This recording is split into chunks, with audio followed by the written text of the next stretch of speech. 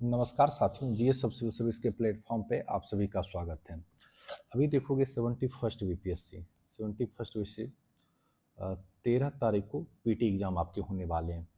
तो इसी क्रम में हम लोग सोचे कि एक रिवीजन सीरीज ले आया जाए, वन शॉट टाइप का वीडियो ले आया जाए कि पूरी वीडियो में एक कंप्लीट रिवीजन आपको मिल जाए सब्जेक्ट वाइज। तो आप हिस्ट्री सेक्शन से देखोगे तो सबसे ज़्यादा क्वेश्चन आपको मॉडर्न हिस्ट्री से देखने को मिलते हैं।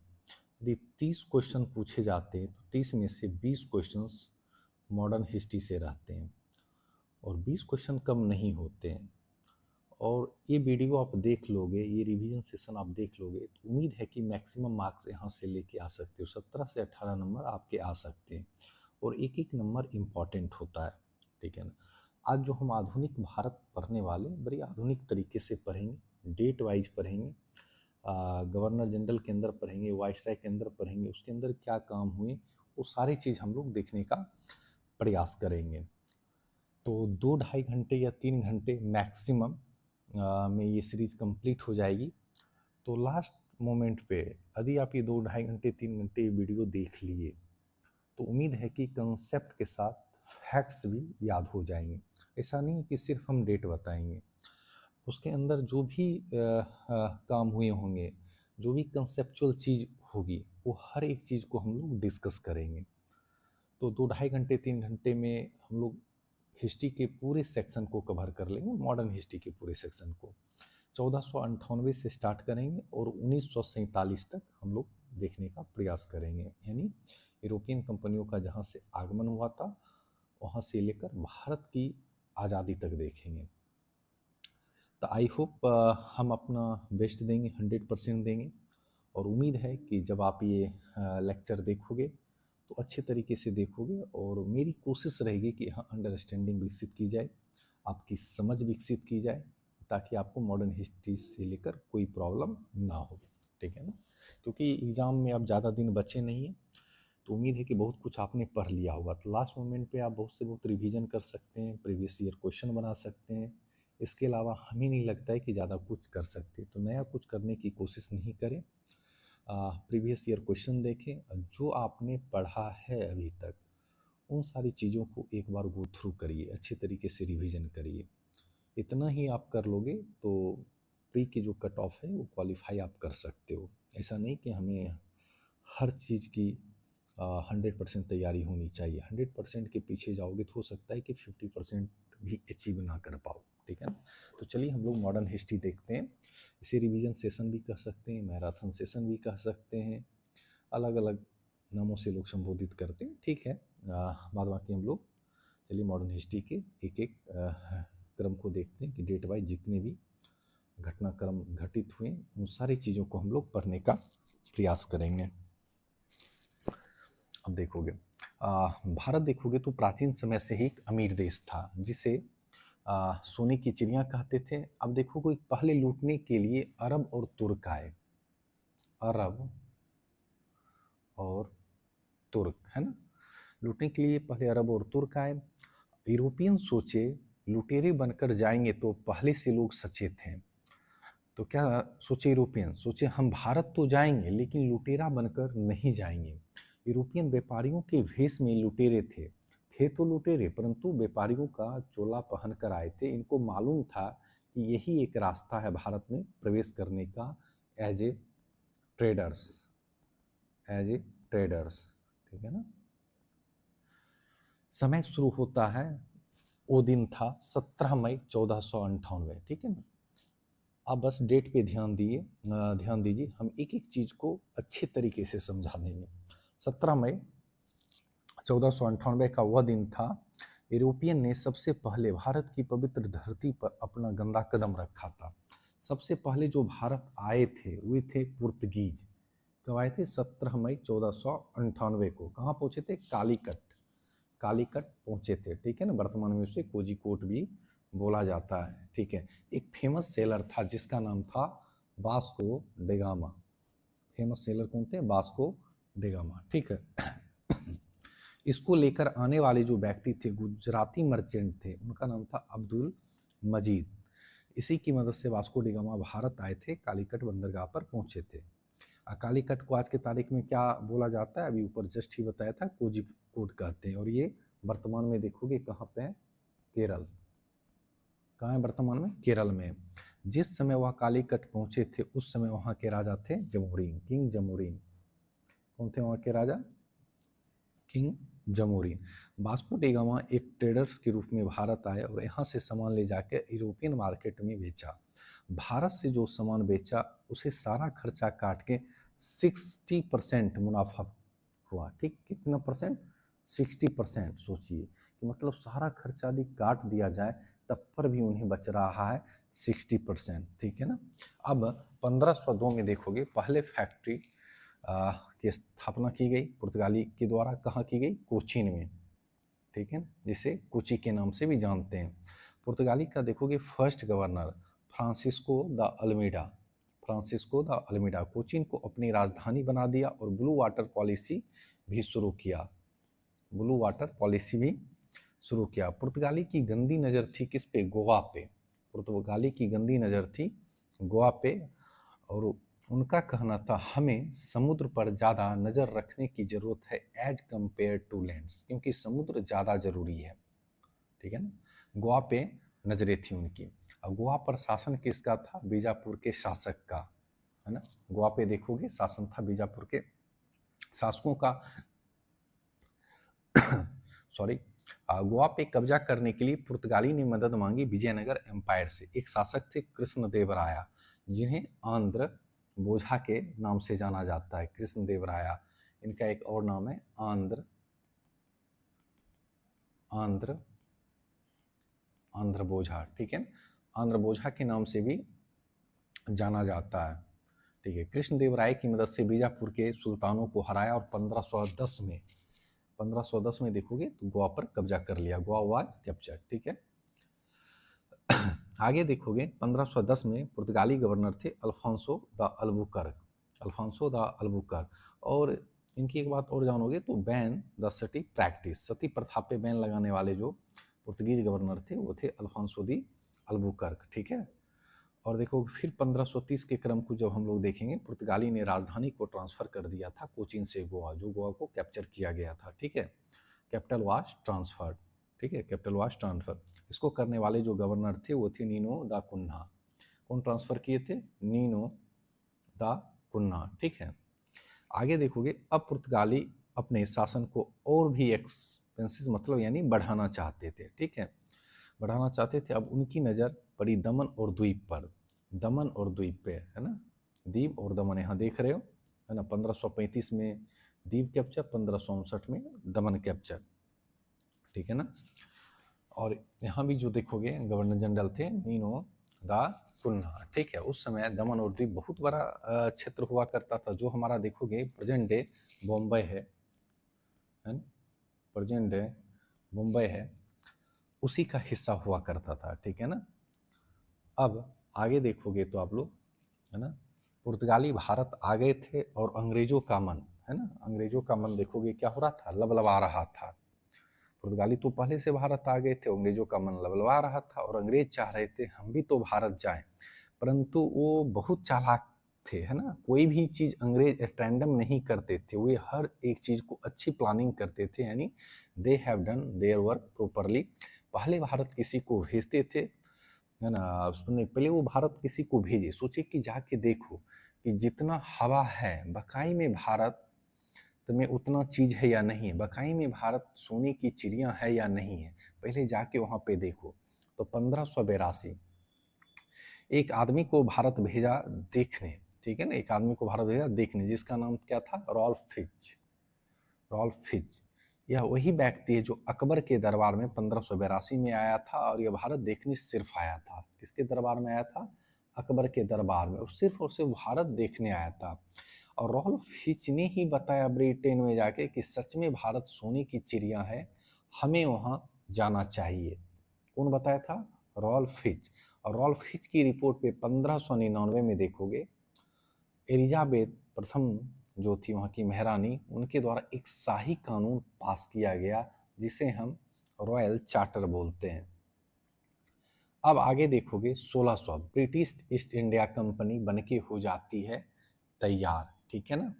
अब अंग्रेज है ना भारत आने की कोशिश में थे, उससे पहले किसी और ने एंट्री मार ली है ना। ईस्वी था 1602। 1602 डच वाले भारत आ गए, Dutch east India company wrist India, ठीक है। पहले डच आए थे, बाद में ब्रिटिश आए थे, ठीक है ना। क्रम वाइज जब पढ़ोगे तो आप वहाँ पे भी देख सकते हो, ये लिखा भी गया है। डच को हॉलैंड और नीदरलैंड भी कहते हैं। एक बात और इससे फैक्ट्स याद कर सकते हो, tallest country in the world, दुनिया के यदि सबसे लंबे व्यक्ति देखोगे, लंबे आदमी डच के ही होते हैं। एवरेज हाइट आपको 6.2 इंचेज है ना होते हैं वहाँ के। तो 1602 में डच तो भारत आ गई थी, परंतु यह एक फक्कर कंपनी थी, मतलब मानो नहीं भिखारी कंपनी थी, इसके पास पैसे ही नहीं थे। अब ये धंधा चलाए कैसे? इन्होंने कहा धंधा चलाने के लिए सबसे अच्छा काम क्या है, तो यह पहली कंपनी थी जिसने स्टार्ट किया IPO, initial public offering. IPO का कंसेप्ट लाने वाला कौन थे? 1602 में डचों के द्वारा लाया गया। इन्होंने कहा पैसे दो कंपनी के मालिक बन जाओ, है ना। इन्होंने बोला पैसे दो और कंपनी के मालिक बन जाओ। और यहीं से कहीं ना कहीं आप देखोगे शेयर मार्केट का कंसेप्ट निकल के आता है ना, कंसेप्ट ऑफ शेयर मार्केट, ठीक है, यहीं से निकल कर आता है। अब आगे देखोगे डचों के पास अब पैसे आ गए। 1605 में पहली फैक्ट्री लगा ली मसूलीपट्टनम में। पहली फैक्ट्री आप देखोगे कहाँ लगाएगी? मसूलीपट्टनम में। मसूलीपट्टनम कहाँ है? आंध्र प्रदेश में। और भी कंपनी लगाएगी, जैसे कि देखोगे बालासोर, चिंसूरा, पटना। पटना में भी देखोगे 1632। ये क्वेश्चंस आपके एग्जाम में पूछे भी गए हैं, ठीक है ना। अब डच की कैपिटल देखोगे भारत में कहाँ थी? पुलिकट, तमिलनाडु में, ठीक है। डच की कैपिटल भारत में कहाँ थी? पुलिकट। पुलिकट कहाँ है? तमिलनाडु में। अब अंग्रेज कहाँ मानने वाले? अब अंग्रेज कहाँ मानने वाले थे? ठीक है ना। 1609 साल था, सन 1609, ठीक। British east India company east India, ठीक है। इंडिया में सूरत पहुंचे थे सबसे पहले, देखोगे कहाँ पहुंचे थे? सूरत, ठीक है। ये जो शिप से आए थे उसका नाम था हेक्टर, और इसके कप्तान थे विलियम हॉकिंस। जो शिप से आए थे उसका नाम था हेक्टर और उसके कप्तान थे विलियम हॉकिंस। तो यहाँ तक आई होप आप लोग समझ गए होंगे, ठीक है। यहाँ तक कोई परेशानी नहीं होगी, स्मूथली आप लोग भी पढ़ रहे होंगे, ठीक है ना। जो शिप से आए थे उसका नाम था हेक्टर, उसके कप्तान थे विलियम हॉकिंस। बोले हमें फैक्ट्री लगानी, ले चलो राजा के पास। उस समय मुगल शासक थे जहांगीर, और कैप्टन हॉकिंस मुगल के दरबार में 2 साल रहे। कितने साल रहे थे? 2 साल रहे थे। कहाँ? मुगलों के दरबार में, ठीक है। 1609 से लेकर 1611, 1609 से लेकर 1611 के बीच वो मुगलों के दरबार में रहे थे। वो बहुत जहांगीर को मनाने की कोशिश की, हमें फैक्ट्री लगाने की परमिशन दी जाए, लेकिन जहांगीर नहीं माने, ठीक है ना, उन्होंने मना कर दिया। फिर अंग्रेजों ने एक ऑफिसर्स को और भेजा जिसका नाम था कैप्टन मिडिल्टन, जिसका नाम था कैप्टन मिडिल्टन। ये अपने साथ बहुत सारे गिफ्ट लेकर आए थे, है ना, बहुत सारे गिफ्ट थे जहाँ लेके आए, जो जहांगीर को दी, और जहांगीर हो गए बहुत खुश, है ना, जैसे दारू उरू, रॉयल पाल के बहुत सारे चीज़ गिफ्ट में लेकर आया। और जहांगीर ने फैक्ट्री लगाने की परमिशन दी। अंग्रेजों को बोले कि जहाँ मन है फैक्ट्री लगा लो, तो अंग्रेज बोले अब फैक्ट्री एक नहीं लगेगी, अब फैक्ट्री लगेगी 3। अब देखोगे पहली फैक्ट्री वेस्ट में, दूसरी फैक्ट्री साउथ में, तीसरी फैक्ट्री आप देखोगे ईस्ट में लगी, वेस्ट में देखोगे सूरत में, साउथ में देखोगे मसूलीपट्टनम में, फिर देखोगे हरिहरपुरा उड़ीसा बालासोर में, ठीक है ना। अब बहुत पहले ही बताए थे कि बहुत चालाक किस्म के इंसान थे, ठीक है ना। अंग्रेज हर एक चीज़ ये प्रॉपरली करते थे। तो 3 फैक्ट्री लगाने की मांग की और परमिशन इन्हें मिल भी गया। और फैक्ट्री लगाने में जो एक इंजीनियर इनकी मदद किए थे उनका नाम था थॉमस रो, ठीक है ना। तो इनकी मंशा ही थी कि धीरे धीरे भारत पे किस तरीके से कब्जा किया जाए, ठीक है ना। अब देखोगे तो 1637 में मद्राज को लीज पर दे दिया गया था मुगल शासक अंग्रेजों को, ठीक है ना। 1637 क्या है? मद्रास को लीज पर दे दिया गया था, किसके द्वारा? मुगल शासकों के द्वारा। अब यहाँ पे बोल रहे थे कि जो शासक थे कि भैया पुर्तगीज रुपया देने में बहुत रोता है, 10 रुपया देने में। अंग्रेज देखो कितने अच्छे इंसान हैं, इनसे तो रुपया मांगते भी नहीं, 10 के बदले 100 दे देते हैं। ये डच वाले पुर्तगीज ये दिन भर रोते रहते हैं। तो आरबीआई ने कहा है ना कि 10 दिन में भैया पैसे डबल नहीं होती, होती है तो फिर हेरा फेरी, है ना।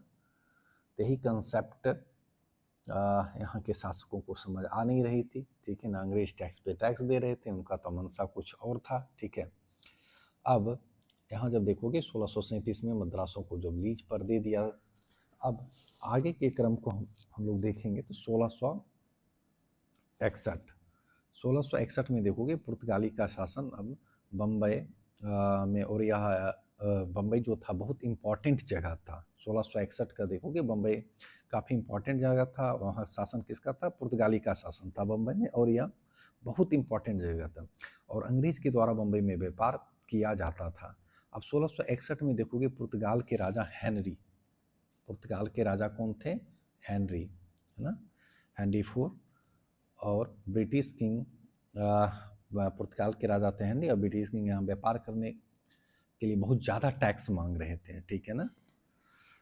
बहुत ज़्यादा टैक्स मांग रहे थे ब्रिटिश से, भैया के यहाँ टैक्स दोगे तभी यहाँ पे हम व्यापार करने देंगे। तो हेनरी ने चार्ल्स से कहा कि व्यापार करो, इसमें कोई परेशानी नहीं, बस टैक्स के रूप में हमें सोना देते रहो। और सोना कितना मांगे थे, 10 केजी, बताओ, थोड़ा बहुत नहीं, 10 केजी सोना डिमांड किया गया कि भैया 10 केजी हमें सोना चाहिए टैक्स के रूप में हर साल।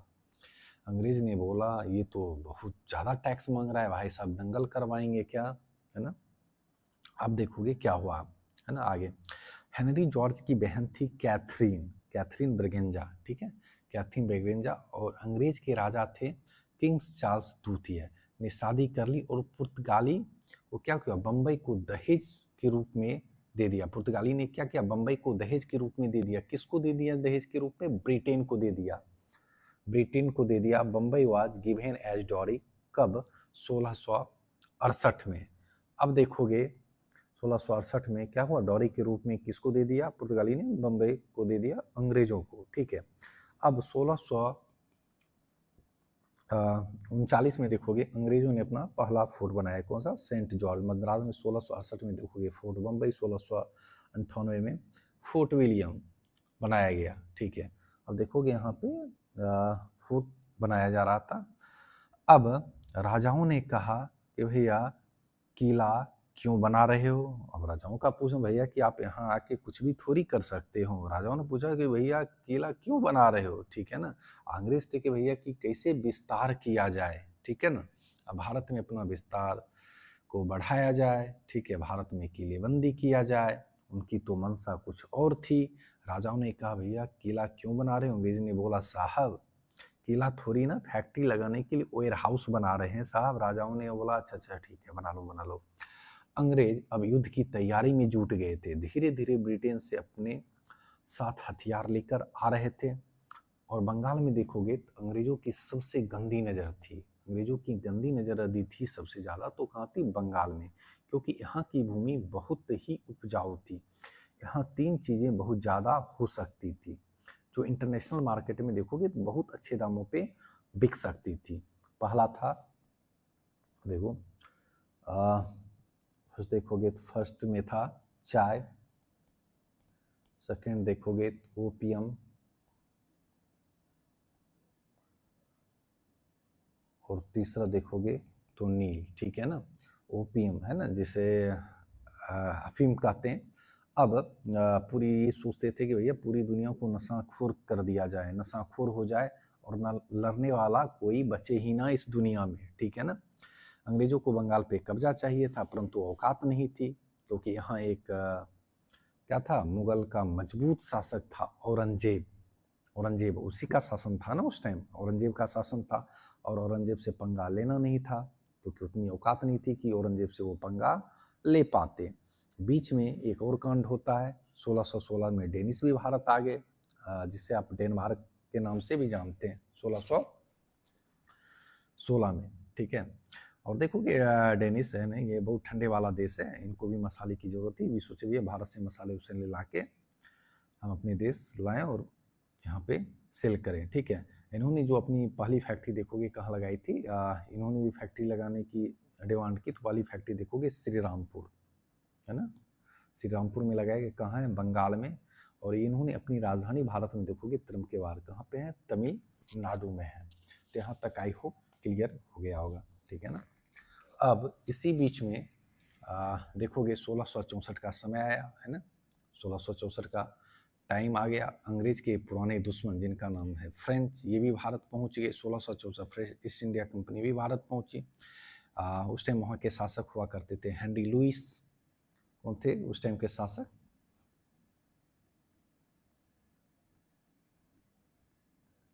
हेनरी लुइस, ठीक है ना। हेनरी लुइस ने यह कंपनी को भारत भेजा था। फ्रेंच ने वही फैक्ट्री लगाई जहां अंग्रेजों ने फैक्ट्री लगाई थी, ठीक है ना। अब 1668 में देखोगे, 1668 में सूरत में, 1669 में मसूलीपट्टनम में, मतलब अंग्रेजों से अब डायरेक्ट इन्हें भिड़ना था। भैया बाहर तो इनकी लड़ाई चल ही रही थी यूरोप के अंदर, अब सोचे भैया भारत में भी हम क्यों छोड़े, है ना। कहते हैं ना कि 7 समुंदर पार में तेरे पीछे पीछे आ गए, भैया चलो भारत में भी दंगल होगा हम दोनों का, ठीक है। तो 1668 में सूरत, 1669 में मसूलीपट्टनम। 1673 देखोगे फ्रेंच ने पांडिचेरी पर कब्जा कर लिया था। कब, 1673 में, ठीक है ना, कैप्चर कर लिया और पांडिचेरी को अपनी राजधानी भी बना लिया था, है ना, पांडिचेरी को अपनी राजधानी बना लिया। उधर औरंगजेब ने अंग्रेजों से कहा भैया तुम बंगाल में भी फैक्ट्री लगा लो, है ना। तो एक कहावत है ना कि भैया, है ना, अब कोई मानो कि ठीक है, बकरे की माँ बकरे को खुद कसाई के पास लेके चल गई कि भैया लो, ठीक है ना, कि अब इसे काट लो। भैया क्या होगा, बंगाल पे तो गंदी नज़र थी ही, लेकिन औरंगजेब के द्वारा जब बोल दिया गया कि भैया यहाँ भी लगा लो फैक्ट्री, पहले तो वो बोले नहीं नहीं साहब हम छोटे लोग हैं कहाँ लगाएंगे, बोली ये मेरा आदेश है, ठीक है ना, ये मेरा आदेश है, आपको यहाँ लगाना पड़ेगा, ठीक है ना। तो अंग्रेजों ने कहा भैया अरे साहब कैसी बात कर रहे हो, हम तो छोटे आदमी हैं, कहाँ फैक्ट्री लगाएंगे। औरंगजेब तो आदेश दे दिए थे, ठीक है, कि तुम बंगाल में फैक्ट्री लगाओ। अंग्रेजों ने कहा साहब आप इतना कह रहे हैं तो लोग लगा ही लेते हैं, कोई बात नहीं। 1690 में देखोगे अंग्रेजों ने बंगाल में फैक्ट्री लगा ली। कब, 1690 में अंग्रेजों ने बंगाल में फैक्ट्री लगा ली। सुल्तानोती विलेज में पहली फैक्ट्री लगाई गई थी। जॉब चार्नक नाम के व्यक्ति थे, इस फैक्ट्री को लगाने में मदद किए थे। कौन की थी मदद, जॉब चार्नक, ठीक है, कलकत्ता के संस्थापक भी इन्हें बोला जाता है, ठीक है। अब 1696 में देखोगे सुल्तानोती गांव के बंगाल, सुल्तानोती गांव जो था उसके बगल में दो और गांव थे, एक का नाम था कालीकता, एक का नाम था कालीकता, एक का नाम था गोविंदपुर, ठीक है ना। अब 1696 में देखोगे सुल्तानती, कालीकता, गोविंदपुर, ये तीनों गांव मिलकर बन गए फेमस सिटी ऑफ कोलकाता। क्या बन गए, फेमस सिटी ऑफ कोलकाता। अब 1698 में देखोगे बंगाल में एक फोर्ट बनाया गया। 1698 में बंगाल में एक फोर्ट बनाया गया जिसका नाम था फोर्ट विलियम। क्या नाम था, फोर्ट विलियम। अब अंग्रेजों ने तीनों तरफ से भारत को घेर लिया था। बम्बई ना, बम्बई, मद्रास और काफ़ी इम्पोर्टेंट जगह था ये बंगाल, तीनों तरफ से देखोगे तो भारत को घेर लिया था। अंग्रेज घेरने के बाद बोला अब क्या करें, बोला कुछ नहीं, बस थोड़ा टाइम इंतज़ार करो, ठीक है, थोड़ा टाइम इंतज़ार करना है और मुग़ल बादशाह जो औरंगजेब हैं उसको मरने दो, बुढ़ा तो हो ही चुका है ना। और आखिरकार वही हुआ जो अंग्रेज की चाहत थी। 1707 में मुग़ल बादशाह औरंगजेब की हो गई मृत्यु और अंग्रेज का क्या हो गया, सपना पूरा हो गया और पावरफुल मुग़ल एम्पायर का सिलसिला हो गया ख़त्म, ठीक है ना। पावरफुल जो मुग़ल एम्पायर थे औरंगजेब, इनका सिलसिला ख़त्म हो जाता है, ठीक है ना। इसके बाद अहमद शाह रंगीला ऐसे शासक थे जिनकी बहुत सारी पत्नियां थी। अब ये क्या शासन करेंगे, ये तो अलग ही दुनिया में थे। औरंगजेब के मरने के बाद अंग्रेज़ों ने टैक्स देना बंद कर दिया, ठीक है, अंग्रेज़ों के मरने के बाद देखोगे तो टैक्स देना बंद कर दिया। तो राजाओं ने कहा भैया तुम भैया टैक्स क्यों नहीं दे रहे हो, अंग्रेज बोले भैया अब हम टैक्स नहीं दे सकते हैं। राजाओं ने कहा टैक्स नहीं दोगे तो तुम्हें हम खदेड़ कर मारेंगे। अंग्रेज ने कहा साहब बात तो बिल्कुल आप ठीक कह रहे हो, एक बार चलकर फोर्ट देख लीजिए, तब पता चल जाएगा। जब राजा फोर्ट विलियम गए तो देखा वहाँ सिर्फ हथियार थे, हथियार का जगीरा था। राजा ने कहा तुम तो हमारे साथ धोखा किए हैं, है ना, तुम हमारे साथ धोखा किए हो। तो अंग्रेज ने कहा भैया ये तो विधि का विधान है ना। अंग्रेजों ने राजाओं को बोला तुम्हारे पास दो विकल्प है, या तो चुपचाप सरेंडर कर दो, दूसरा विकल्प सरेंडर नहीं करोगे तो तुम्हें हम भारत से खदेड़ कर भगाएंगे। सरेंडर नहीं करोगे तो तुम्हें हम भारत से खदेड़ कर भगाएंगे। राजाओं ने बोला ठीक है साहब, आप जैसा कहेंगे वैसा ही करेंगे, मेरे साथ बस गलत मत करना। अंग्रेज ने कहा पहले चलो एक कानून पास करो। 1717 में मुगल बादशाह कौन थे? फर्रुखसियर, नाम सुनेंगे, फर्रुखसियर। अब इन्हें बोला गया भैया ठीक है चलो फ्री ट्रेड करने की परमिशन दो। क्या है? फ्री ट्रेड करने की, ठीक है, परमिशन दो। किससे बोला गया? फर्रुखसियर से। अब आपको ट्रेड करने के लिए टैक्स नहीं देना पड़ेगा। कहते हैं ना जब लीडर कमज़ोर होता है तो साम्राज्य टूटने लगता है। धीरे धीरे मुगलों के अधीन जो सूबेदार थे वह भी अपने आप को अलग करने लगते हैं। जैसे चिनक्लीज खां देखोगे, हैदराबाद को मुगलों से सबसे पहले अलग कर लिए। मुर्शीद कुली खां, है ना, मुर्शीद कुली खां देखोगे, बंगाल को लेकर अलग हो गए। शहादत कहाँ देखोगे तो क्या है, अवध को लेकर अलग हो गए, जो कि मॉडर्न टाइम में इसे लखनऊ के नाम से जाना जाता है। अब अंग्रेजों को ना तो मतलब था हैदराबाद से, क्या है, ना तो मतलब था हैदराबाद से, ना तो मतलब था उन्हें लखनऊ से, ठीक है, यानी अवध से, ठीक है, उन्हें मतलब था तो सिर्फ और सिर्फ बंगाल से। अब 1756 देखोगे, बंगाल में एक शासक बनते हैं सिराजुद्दौला, ठीक है ना, बंगाल में एक शासक बनते हैं कौन? सिराजुद्दौला। और अंग्रेजों को चेताया फोर्ट विलियम की किले की घेराबंदी मत करो वरना अंजाम बुरा होगा। अंग्रेज नहीं माने तो नवाब ने अपनी सेना फोर्ट में लेकर घुस गए, है ना, फोर्ट विलियम में लेकर घुस गए और 140 सैनिकों को पकड़ के एक कमरे में बंद कर दिया गया। क्या? एक कमरे में बंद कर दिया गया 1756 में, जिसे ब्लैक होल ट्रेजेडी, ठीक है, कालकोटी की घटना के नाम से भी जानते हैं। अंग्रेज उससे काफ़ी नाराज़ हो गए, ठीक है ना, ब्लैक होल ट्रेजेडी। अंग्रेज काफ़ी नाराज़ हो गए। अंग्रेज सोचा कि कोई तिकरम भिड़ाकर सिराजुद्दौला को हराया जाए, ठीक है। नवाब को देखोगे कि है ना कि एक गद्दार सेनापति था मीर जाफर, वह अंग्रेज से मिल गया। अब बोला जाता है ना कि गद्दारों की कमी कभी इस देश में रही नहीं, ठीक है ना, चाहे वह जयचंद हो या मीर जाफर, गद्दार की कभी कमी रही नहीं है इस देश में, ठीक है। अब देखोगे 1757 में बैटल ऑफ प्लासी में अंग्रेजों ने सिराजुद्दौला को बुरी तरह हराया। Shortest battle in the world बोला जाता है, वर्ल्ड के सबसे शॉर्टेस्ट बैटल बोला जाता है, जो कि सिर्फ और सिर्फ देखोगे 88 मिनट में यह युद्ध समाप्त हो गई। और इस युद्ध को लीड कौन कर रहे थे अंग्रेज की तरफ से? रॉबर्ट क्लाइव, ठीक है, रॉबर्ट क्लाइव नाम का एक व्यक्ति थे जो युद्ध जीतने में मदद की थी ब्रिटिश को, ठीक है, रॉबर्ट क्लाइव, यहाँ पे आप देख सकते हैं, ठीक है। अब आगे देखोगे फ्रेंच हवा में उड़ रहे थे और हुआ यह कि फ्रेंच और ब्रिटिश आपस में भिड़ गए, ठीक है। अब फ्रेंच भैया बन रहे थे हीरो, अब फ्रेंच और ब्रिटिश क्या हुआ? आपस में भिड़ गए। 1746 से 48 फर्स्ट एंग्लो कर्नाटिक वार लड़ा गया अंग्रेज और फ्रेंच के बीच में। कोई निर्णय नहीं निकला और एक ट्रीटी होती है एक्सा चैपल की, ठीक है ना, इसको पी करके भी याद कर सकते हो। एक्सा चैपल, पांडिचेरी और पेरिस की संधि, ठीक है।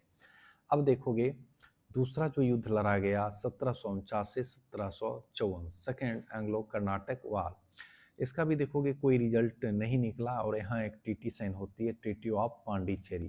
कौन सी ट्रीटी साइन होती है? ट्रीटी ऑफ पांडिचेरी साइन होती है, ठीक है ना। अब तीसरा जो देखोगे 1756 से लेकर 1763, यानी बाहर तो लड़ ही रहे थे यूरोप के अंदर और यहाँ भी आपस में भिड़ गए। 1756 से लेकर 1763 तक थर्ड एंग्लो कर्नाटक वार, ठीक है, थर्ड एंग्लो कर्नाटक वार, इसे 7 ईयर वार्स के भी नाम से जानते हैं। और यहाँ एक ट्रीटी होती है, ट्रीटी ऑफ पेरिस, है ना, इसे सप्तवर्षीय युद्ध के नाम से भी जाना जाता है, ठीक है। और इसमें फ्रेंच को पांडिचेरी वापस कर दिया गया। बोला भैया ज़्यादा हीरो मत बनो, अब जहाँ तुमको हम दे दिए चुपचाप वहीं रो, ठीक है, पांडिचेरी वापस, यानी पांडिचेरी गिवन बैक, आपस में मत लड़ो, दोबारा दिखाई मत देना इधर, ठीक है। अब देखोगे 1760 में एक बांडीवास का युद्ध हुआ, है ना, बैटल ऑफ बांडीवास, ठीक है, और इसमें फ्रेंच को खदेड़ दिया गया, फ्रेंच को खदेड़ के भगा दिया गया। अब डच भी हीरो बन रहे थे भैया, बोले कि थोड़ा बहुत हीरो तो मेरा भी बनना बनता है, ठीक है। 1759 में देखोगे बैटल ऑफ बेदारा इसको बोलते हैं, हुगली भी बोलते हैं, चिंसुरा भी बोलते हैं। अंग्रेजों ने क्या किया, डचों को खदेड़ के भगाया, ठीक है, अंग्रेजों ने डचों को खदेड़ के भगाया, और अंग्रेज ने बोला इंडिया श्रीलंका पे हम शासन कर लेते हैं और इंडोनेशिया और मलेशिया में तुम कर लो, जाओ खुश रहो। ज़्यादा इधर उधर किए तो फिर अंजाम बुरा होगा, ठीक है। अब आगे आओगे तो शाह आलम द्वितीय कौन थे, मुगल शासक। देखो पूरा डीप नहीं जा रहे हैं, जो एग्जाम के पॉइंट ऑफ व्यू से है उसी चीज़ को पढ़ा रहे हैं, क्योंकि ये रिवीजन सेशन है। रिवीजन सेशन में उसी पॉइंट को पढ़ाया जाता है जो मोस्ट इम्पॉर्टेंट्स डेट रहते हैं, जो मोस्ट इम्पॉर्टेंट घटनाक्रम रहते हैं, उसी चीज़ को यहाँ पे पढ़ाया जाएगा, ठीक है ना। शाह आलम द्वितीय मुगल शासक थे। सिराजुद्दौला अवध के नवाब थे, है ना। फिर देखो मीर कासिम बंगाल के नवाब थे, ठीक है। हाँ, बोले कि हम तीनों मिलकर अंग्रेजों को खदेड़ देंगे, और इसी में हो जाता है बैटल ऑफ बक्सर, ठीक है ना। क्या बोले, हम तीनों अंग्रेज को मिलकर खदेड़ देंगे, और बैटल ऑफ बक्सर हुआ। और ब्रिटिश की तरफ से जो ऑफिसर लीड कर रहे थे उनका नाम था हेक्टर मुनरो। क्या नाम था, हेक्टर मुनरो। अब देखोगे 1765 में एक ट्रीटी साइन की गई, ट्रीटी ऑफ इलाहाबाद, है ना। ट्रीटी ऑफ इलाहाबाद साइन किया गया, किसके बीच हुआ था, शाह आलम द्वितीय और रॉबर्ट क्लाइव के बीच हुआ था, ठीक है। तो यहाँ पे बोला भी है कि, है ना, कि तुम ज़्यादा हीरो मत बनो, है ना। तो यहाँ पे बोला भी है कि बंगाल पे शासन अब हम करेंगे, ठीक है। क्योंकि देखो 1757 में जो लड़ा गया ना, तो एक छलावा का युद्ध था, तो अंग्रेज को कॉन्फिडेंस नहीं था। जब छल कपट से जीतोगे ना तो आपको कॉन्फिडेंस नहीं रहेगा, लेकिन उन्हें पता था कि हम डायरेक्ट हराएं 1764 बक्सर के युद्ध में, और 3 बहुत बड़ी सेना को हराएं, तो यहाँ से उनके अंदर कॉन्फिडेंस आ गया, ठीक है। और यहाँ पे देखोगे प्रशासनिक व्यवस्था जिसे दीवानी कहते हैं, फाइनेंशियल्स, ये सब बोले कि हम देखेंगे, न्यायपालिका वाला काम तुम ही देखो, ठीक है। ये राजा को दे दिया गया, भैया ये सब तुम देखो, फाइनेंशियल सिस्टम जो है ये सब हम देखेंगे, एडमिनिस्ट्रेटिव सेशन ये सब हम देखेंगे, ठीक है ना। तो यहाँ से देखोगे एक कंसेप्ट आया था 1765 में, द्वैत शासन, ठीक है, डुअल गवर्नमेंट इन बंगाल, जिसे आप डायरकी के नाम से भी जानते हैं, है ना। डुअल गवर्नमेंट इन बंगाल, जिसे आप लोग क्या नाम से जानते हैं, डायरकी के नाम से भी जानते हैं। और देखो कि 1765 से 1772 तक रहा। 1765 में रॉबर्ट क्लाइव ने लगाया था डायरकी सिस्टम को, 1772 में देखोगे वॉरेन हेस्टिंग ने इन्हें समाप्त कर लिया था, ठीक है, समाप्त कर दिया गया था, ठीक है। अब देखोगे आगे के घटनाक्रम को हम लोग पढ़ेंगे 1767 से 1769 के बीच, ठीक है। फर्स्ट एंग्लो मैसूर वार लड़ा गया, ठीक है। और एक तरफ थे ब्रिटिश निजाम, ब्रिटिश के साथ कौन थे, निजाम, मराठा, ठीक है ना। और दूसरी तरफ थे हैदर अली, ठीक है। बाद में क्या किए हैदर अली, मराठा को मिला लिए। हैदर अली किसको मिला लिए, मराठा को अपनी ओर मिला लिए, ठीक है ना। और जब मिल जाते हैं मराठा और हैदर अली एक साथ, तो अंग्रेजों पे आक्रमण कर देते हैं, और यहाँ पे क्या अंग्रेज बुरी तरह परास्त होते हैं। और यहाँ एक ट्रीटी साइन होती है, ट्रीटी ऑफ मद्रास, ठीक है। अंग्रेज देखिए बड़ी बेशर्म किस्म के इंसान थे, शर्म और ईगो उनके अंदर बिल्कुल नहीं था। यदि शर्म ईगो होता ना तो कब का इंडिया छोड़ के भाग गए रहते, ठीक है। जब वो आते तो कहते थे सॉरी सॉरी गलती हो गई, हम जा रहे हैं, ठीक है। फिर वो प्लानिंग करते रहते थे अगले बार इन्हें कैसे सबक सिखाया जाए, ठीक है। इस प्लानिंग में हमेशा रहते थे। अब 1773 में देखोगे रेगुलेटिंग एक्ट, पहला कानून था जो अंग्रेजों ने भारत में पास किया था। इसमें देखोगे 2 चीज़ें हुई था, पहला द्वैत शासन, ठीक है ना, द्वैत शासन को समाप्त किया गया था। और दूसरा देखोगे सुप्रीम कोर्ट की स्थापना की गई थी, ठीक है ना, जहां आप देखोगे 4 जज हुए करते थे उस टाइम, ठीक है। 1774 में कहाँ हुई थी, कलकत्ता के अंदर हुई थी इसकी स्थापना, ठीक है। और जो पहले सीजीआई थे उनका नाम था एलिजा एम्पे, ठीक है ना, पहले सीजीआई थे वहाँ के, ठीक है, सुप्रीम कोर्ट के, और कलकत्ता के अंदर सेटअप किया गया था। ठीक है, supreme court of India was setup. 1780 में देखोगे पहले न्यूज़पेपर की शुरुआत की गई थी, बंगाल गजट, ठीक है ना, बंगाल गजट। और इसको बंगाल गजट किसने प्रकाशित किए थे, पता होगा, एक अंग्रेजी व्यक्ति थे जेम्स हिक्की, जेम्स अगस्त हिक्की का नाम आप लोग शुरू सुने होंगे। 1775 से 82 में देखोगे पहला आंग्ल मराठा युद्ध लड़ा गया। भैया बोला अब चलो मराठा भी कुछ हीरो वीरो बन रहा है, इसे भी देखो तो निपटाया जाए, ठीक है। 1775 से 82 में देखोगे है ना, पहला आंग्ल मराठा युद्ध लड़ा गया। कब? 1775 से 82 में, ठीक है। और देखोगे मराठा अंग्रेजों पे भारी पड़ रहा था, ठीक है। और यहाँ पे एक संधि होती है, ट्रीटी ऑफ सालवाई, सालवाई की संधि करके वहाँ से भाग लिए। कब? 1782 में, 1782 में निकल गए ट्रीटी ऑफ सालवाई करके। अब अंग्रेज फिर मैसूर पहुंचे, बोले अब हैदर को मजा चखाते हैं। पता होगा उधर जब पहली बार लड़े थे तो मराठा को अपनी ओर मिला के और अंग्रेज पे भारी पड़ गए थे। अब अंग्रेज तो बोले थे कि शर्म लिहाज तो था नहीं, वो था नहीं, बोले चलो अब अंग्रेज को फिर अंग्रेज क्या सोचे, चलो मैसूर और हैदर को क्या करते हैं, अब मजा चखाते हैं। 1780 से 84, 1780 से 84 दूसरा आंग्ल मैसूर युद्ध, दूसरा आंग्ल मैसूर युद्ध लड़ा गया, ठीक है ना।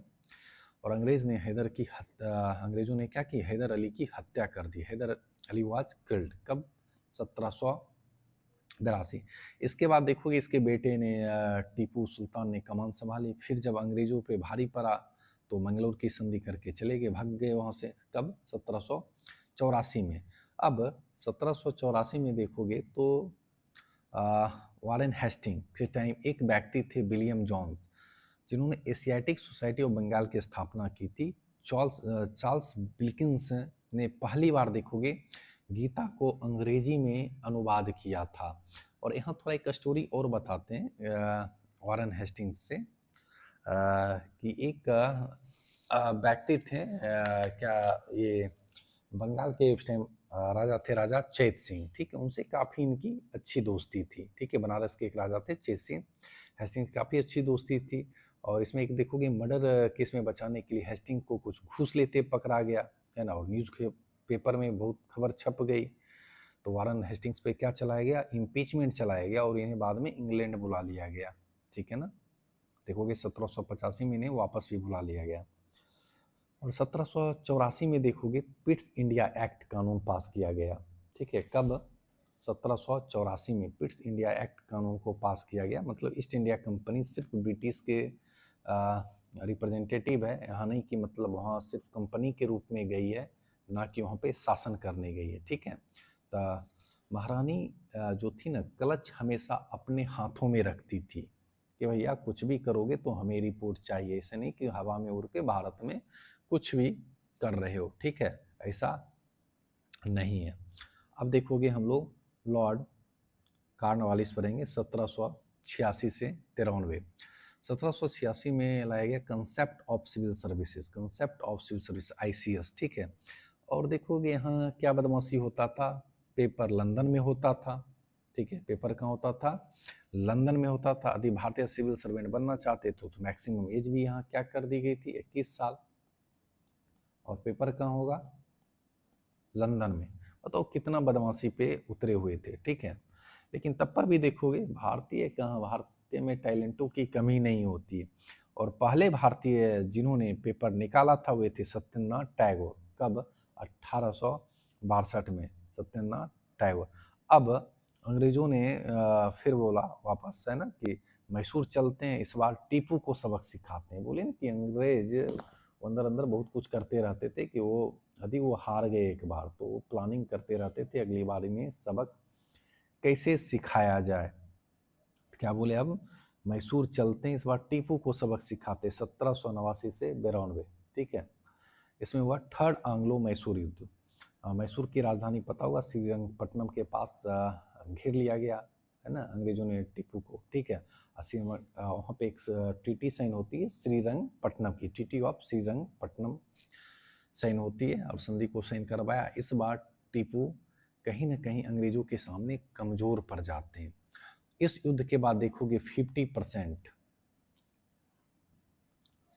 इस युद्ध के बाद देखोगे 50% मैसूर पर अंग्रेजों का कब्जा हो जाता है, ठीक है ना।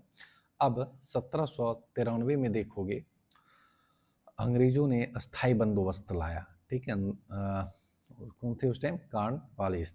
इन्होंने ही क्या लाया? अस्थाई बंदोबस्त, और इसे परमानेंट सेटलमेंट सिस्टम भी बोलते हैं। अंग्रेजों के द्वारा बोला गया हम टैक्स नहीं वसूलेंगे, टैक्स राजा वसूल कर लाएंगे, और राजा 11 भागों में बांट देते थे, ठीक है। 11 भागों में बांट देते थे, 10 भाग अपने पास ले लेते थे, और अंग्रेज बोलते थे एक भाग लो ऐश मौज करो, एक भाग एकदम तुम रख लो, ठीक है। और ये कहाँ कहाँ लागू किया गया था? देखोगे बिहार, बंगाल, उड़ीसा। लोकेशन भी ध्यान दोगे, लोकेशन भी याद रहेगा तो और भी अच्छी बात है कि इससे याद अच्छे तरीके से हो जाती है यदि लोकेशन देख के आप लोग पढ़ोगे तो, ठीक है ना। और देखोगे तो बिहार, बंगाल, उड़ीसा में था, वाराणसी में भी लागू किया गया था। अब आते हैं लॉर्ड ब्लेजली, ठीक है। अंग्रेज में बहुत अच्छी इज्जत थी किसकी? लॉर्ड ब्लेजली की, क्योंकि यह नेपोलियन को हरा कर आए थे। किसको हरा कर आए थे? नेपोलियन की। भाई साहब की काफ़ी इज्जत थी अंग्रेजों के अंदर, ठीक है ना। अब देखोगे 1798 में, है ना, वर्नाकुलर प्रेस एक्ट, एक कानून पास किया गया और बोला गया प्रेस को बैन किया जाए, भैया बहुत हवा में उड़ रहा है, ठीक है भैया, कुछ भी मन करेगा छाप देगा, ऐसा थोड़ी चलता है, ठीक है। अब 1798 में देखोगे सब्सिडी अलाइंसेस सिस्टम लाया गया। राजा को बोला अपनी सेना हटा दो, ठीक है, हम अपनी सेना देते हैं और वो रक्षा करेगी। अब देखो सब्सिडी अलाइंस सिस्टम क्या था। अब देखो ए और बी, ए के पास गए, बोले तुम्हारा दुश्मन कौन है? बोला बी। बी के पास गए, तुम्हारा दुश्मन कौन है? ए। अब बोले एक काम करो, तुम अपनी सेना हरा दो, हम अपनी सेना देते हैं और ये सेना बी को परास्त कर देगी। बी को भी सेम चीज़ बोले कि भैया अपनी सेना हटा दो, हम तुमको सेना देते हैं अंग्रेजी सेना, और ए को परास्त कर देगी। मतलब इसका खर्चा भी उठाना था, राजा को ही अपनी जेब से ही खर्चा उठाते, और इसमें उनका यही मकसद था कि भैया दोनों तरफ अंग्रेजी सेना को भर दो, ठीक है ना, कि ज़्यादा से ज़्यादा बेनिफिट्स आगे चलकर हमको हो सके। और देखोगे सब्सिडी अलायंस को स्वीकार करने वाला जो पहला शासक था वो था निजाम, है ना। यदि यहाँ क्वेश्चन पूछा जाएगा कि सब्सिडी अलायंसेस स्वीकार करने वाला जो पहला शासक था वो कौन था? वो था निजाम, ठीक है ना। अब अंग्रेज इसी का फ़ायदा उठा के बोले अब चलो खेल समाप्त करते हैं मैसूर में। देखो सब्सिडी अलाइंसेस क्या था, इसी के तहत वो बहुत कुछ फ़ायदा उठा लिए, ठीक है। अंग्रेज इसी का फ़ायदा उठा के बोले अब चलो खेल समाप्त करते हैं मैसूर में। 1799 डेट काफ़ी इंपॉर्टेंट डेट है। फोर्थ आंग्ल मैसूर युद्ध लड़ा गया और टीपू की हत्या कर दी गई। टीपू सुल्तान वाज किल्ड, ठीक है, टीपू सुल्तान को मार दिया गया। अंग्रेज ने पूरे मैसूर पर कब्जा कब कर लिया? 1799 में, ठीक है, 1799 में पूरे मैसूर पर कब्जा कर लिया। अब मराठा बन रहा था हीरो, ठीक है ना। अंग्रेजों ने सोचा अब मराठा को आपस में ही भिड़ा दो, अब मराठा को क्या करो, आपस में ही भिड़ा दो। 1802 बैटल ऑफ पूना, ठीक है ना, सभी मराठा आपस में एक दूसरे से लड़ रहे थे। होलकर, है ना, होलकर आपको सुना होगा नाम, गायकवाड़, सिंधिया, आपस में ही एक दूसरे से लड़ रहे थे। अंग्रेजों ने कहा आपस में मत लड़ो, हम आपस में समझौता करा देते हैं, आपस में मत लड़ा करो। और यहाँ एक ट्रीटी करवा दी गई थी, ट्रीटी ऑफ बसीन, ठीक है ना। कब हुआ था ट्रीटी ऑफ बसीन? 1802 में ट्रीटी ऑफ बसीन की संधि साइन की गई। अब बालाजी बाजीराव का नाम आप लोग सुने होंगे, द्वितीय जो थे, मराठा को पेशवा घोषित कर दिए गए अंग्रेजों के द्वारा। मराठा बोले बालाजी को पेशवा जब घोषित किया गया तो गुस्सा में आ गए, ठीक है ना, अंग्रेजों से कि भैया ऐसे कैसे कर दोगे, है ना, बाजीराव द्वितीय पेशवा कैसे बन गया। तो अंग्रेज तो थे कि आपस में लड़ाओ, बाद में कमज़ोर करके खुद लड़के लोगों को साइड कर देना है, यही उनकी मंशा थी। अब 1803 से 1805 में देखोगे सेकेंड आंग्ल मराठा वार हुआ, अंग्रेजों की जीत हो गई, क्योंकि देखोगे पहले तो आपस में ही लड़ा के कमज़ोर कर दिए गए थे एक दूसरे को, ठीक है ना। अब नेक्स्ट हम लोग देखोगे गवर्नर जनरल के अंदर पढ़ेंगे चीज़ों को और एक एक चीज़ों को अच्छे तरीके से समझेंगे कंसेप्ट बेस्ड। अब गवर्नर जनरल थे जॉर्ज बार्लो, ठीक है, जॉर्ज बार्लो। इनका कार्यकाल था 1805 से लेकर 7 तक। और देखोगे पहला सैनिक विद्रोह 1857 में नहीं लड़ा गया था, मंगल पांडे के द्वारा नहीं किया गया था, जिसे अब म्यूटनी ऑफ सिपाही बोलते हैं, तो बल्कि 1806 में किया गया था, ठीक है, म्यूटनी ऑफ सिपाही। और कहाँ हुआ था? वेलोर में हुआ था, ड्रेस कोड को लेकर। अंग्रेज ने मुस्लिम से कहा तुम क्लीन शेव करके आना, और हिंदुओं से क्या कहा? तुम टीका लगाकर नहीं आओगे। भारत में लोगों से किडनी मांग लो लेकिन धर्म की बात मत करो, नहीं तो मारे और काटे जाओगे। किसको लेकर हुआ था? ड्रेस कोड को लेकर, ठीक है। भारत में धर्म की बात करोगे तो अंजाम उसका बुरा होता है, ठीक है। तो पहला सिपाही विद्रोह 1857 में नहीं 1806 में हुआ था, ड्रेस कोड को लेकर। कहाँ हुआ था? वेलोर में हुआ था, ठीक है। अब लॉर्ड मिंटो वन, ठीक है। अब लॉर्ड मिंटो वन का कार्यकाल कब था? 1807 से 1813। अब अंग्रेज ने कहा जो सिख एम्पायर है उत्तरी भाग में उस पर भी कब्जा कर लेते हैं। 1809 में अंग्रेजों ने रंजीत सिंह से कहा आप अपना साम्राज्य हमें दे दीजिए। रंजीत सिंह ने मना कर दिया और वहाँ पे एक संधि साइन होती है, टीटी साइन होती है, TT of Amritsar, TT of Amritsar, ठीक है। किसके साथ साइन हुई? रंजीत सिंह के साथ, ठीक है। अब आगे देखोगे तो इस टाइम जो थे महाराजा रंजीत सिंह, कोहिनूर हीरा का नाम सुने होंगे, कहाँ से लाए थे? नादिर शाह से छुड़ा कर लाए थे, वो अंग्रेजों को गिफ्ट दे दिए, है ना, क्या कि अंग्रेजों को गिफ्ट दे दिए। अब भारत तब देखोगे तभी भी क्लेम करता है भैया वो कोहिनूर का हीरा हमारा है, हमें दे दो। अंग्रेजों ने कहा भैया हमें तो गिफ्ट में मिला है, गिफ्ट की चीज़ वापस नहीं करते हैं, ठीक है, आई एम रियली सॉरी, हम आपको नहीं दे सकते हैं, ठीक है।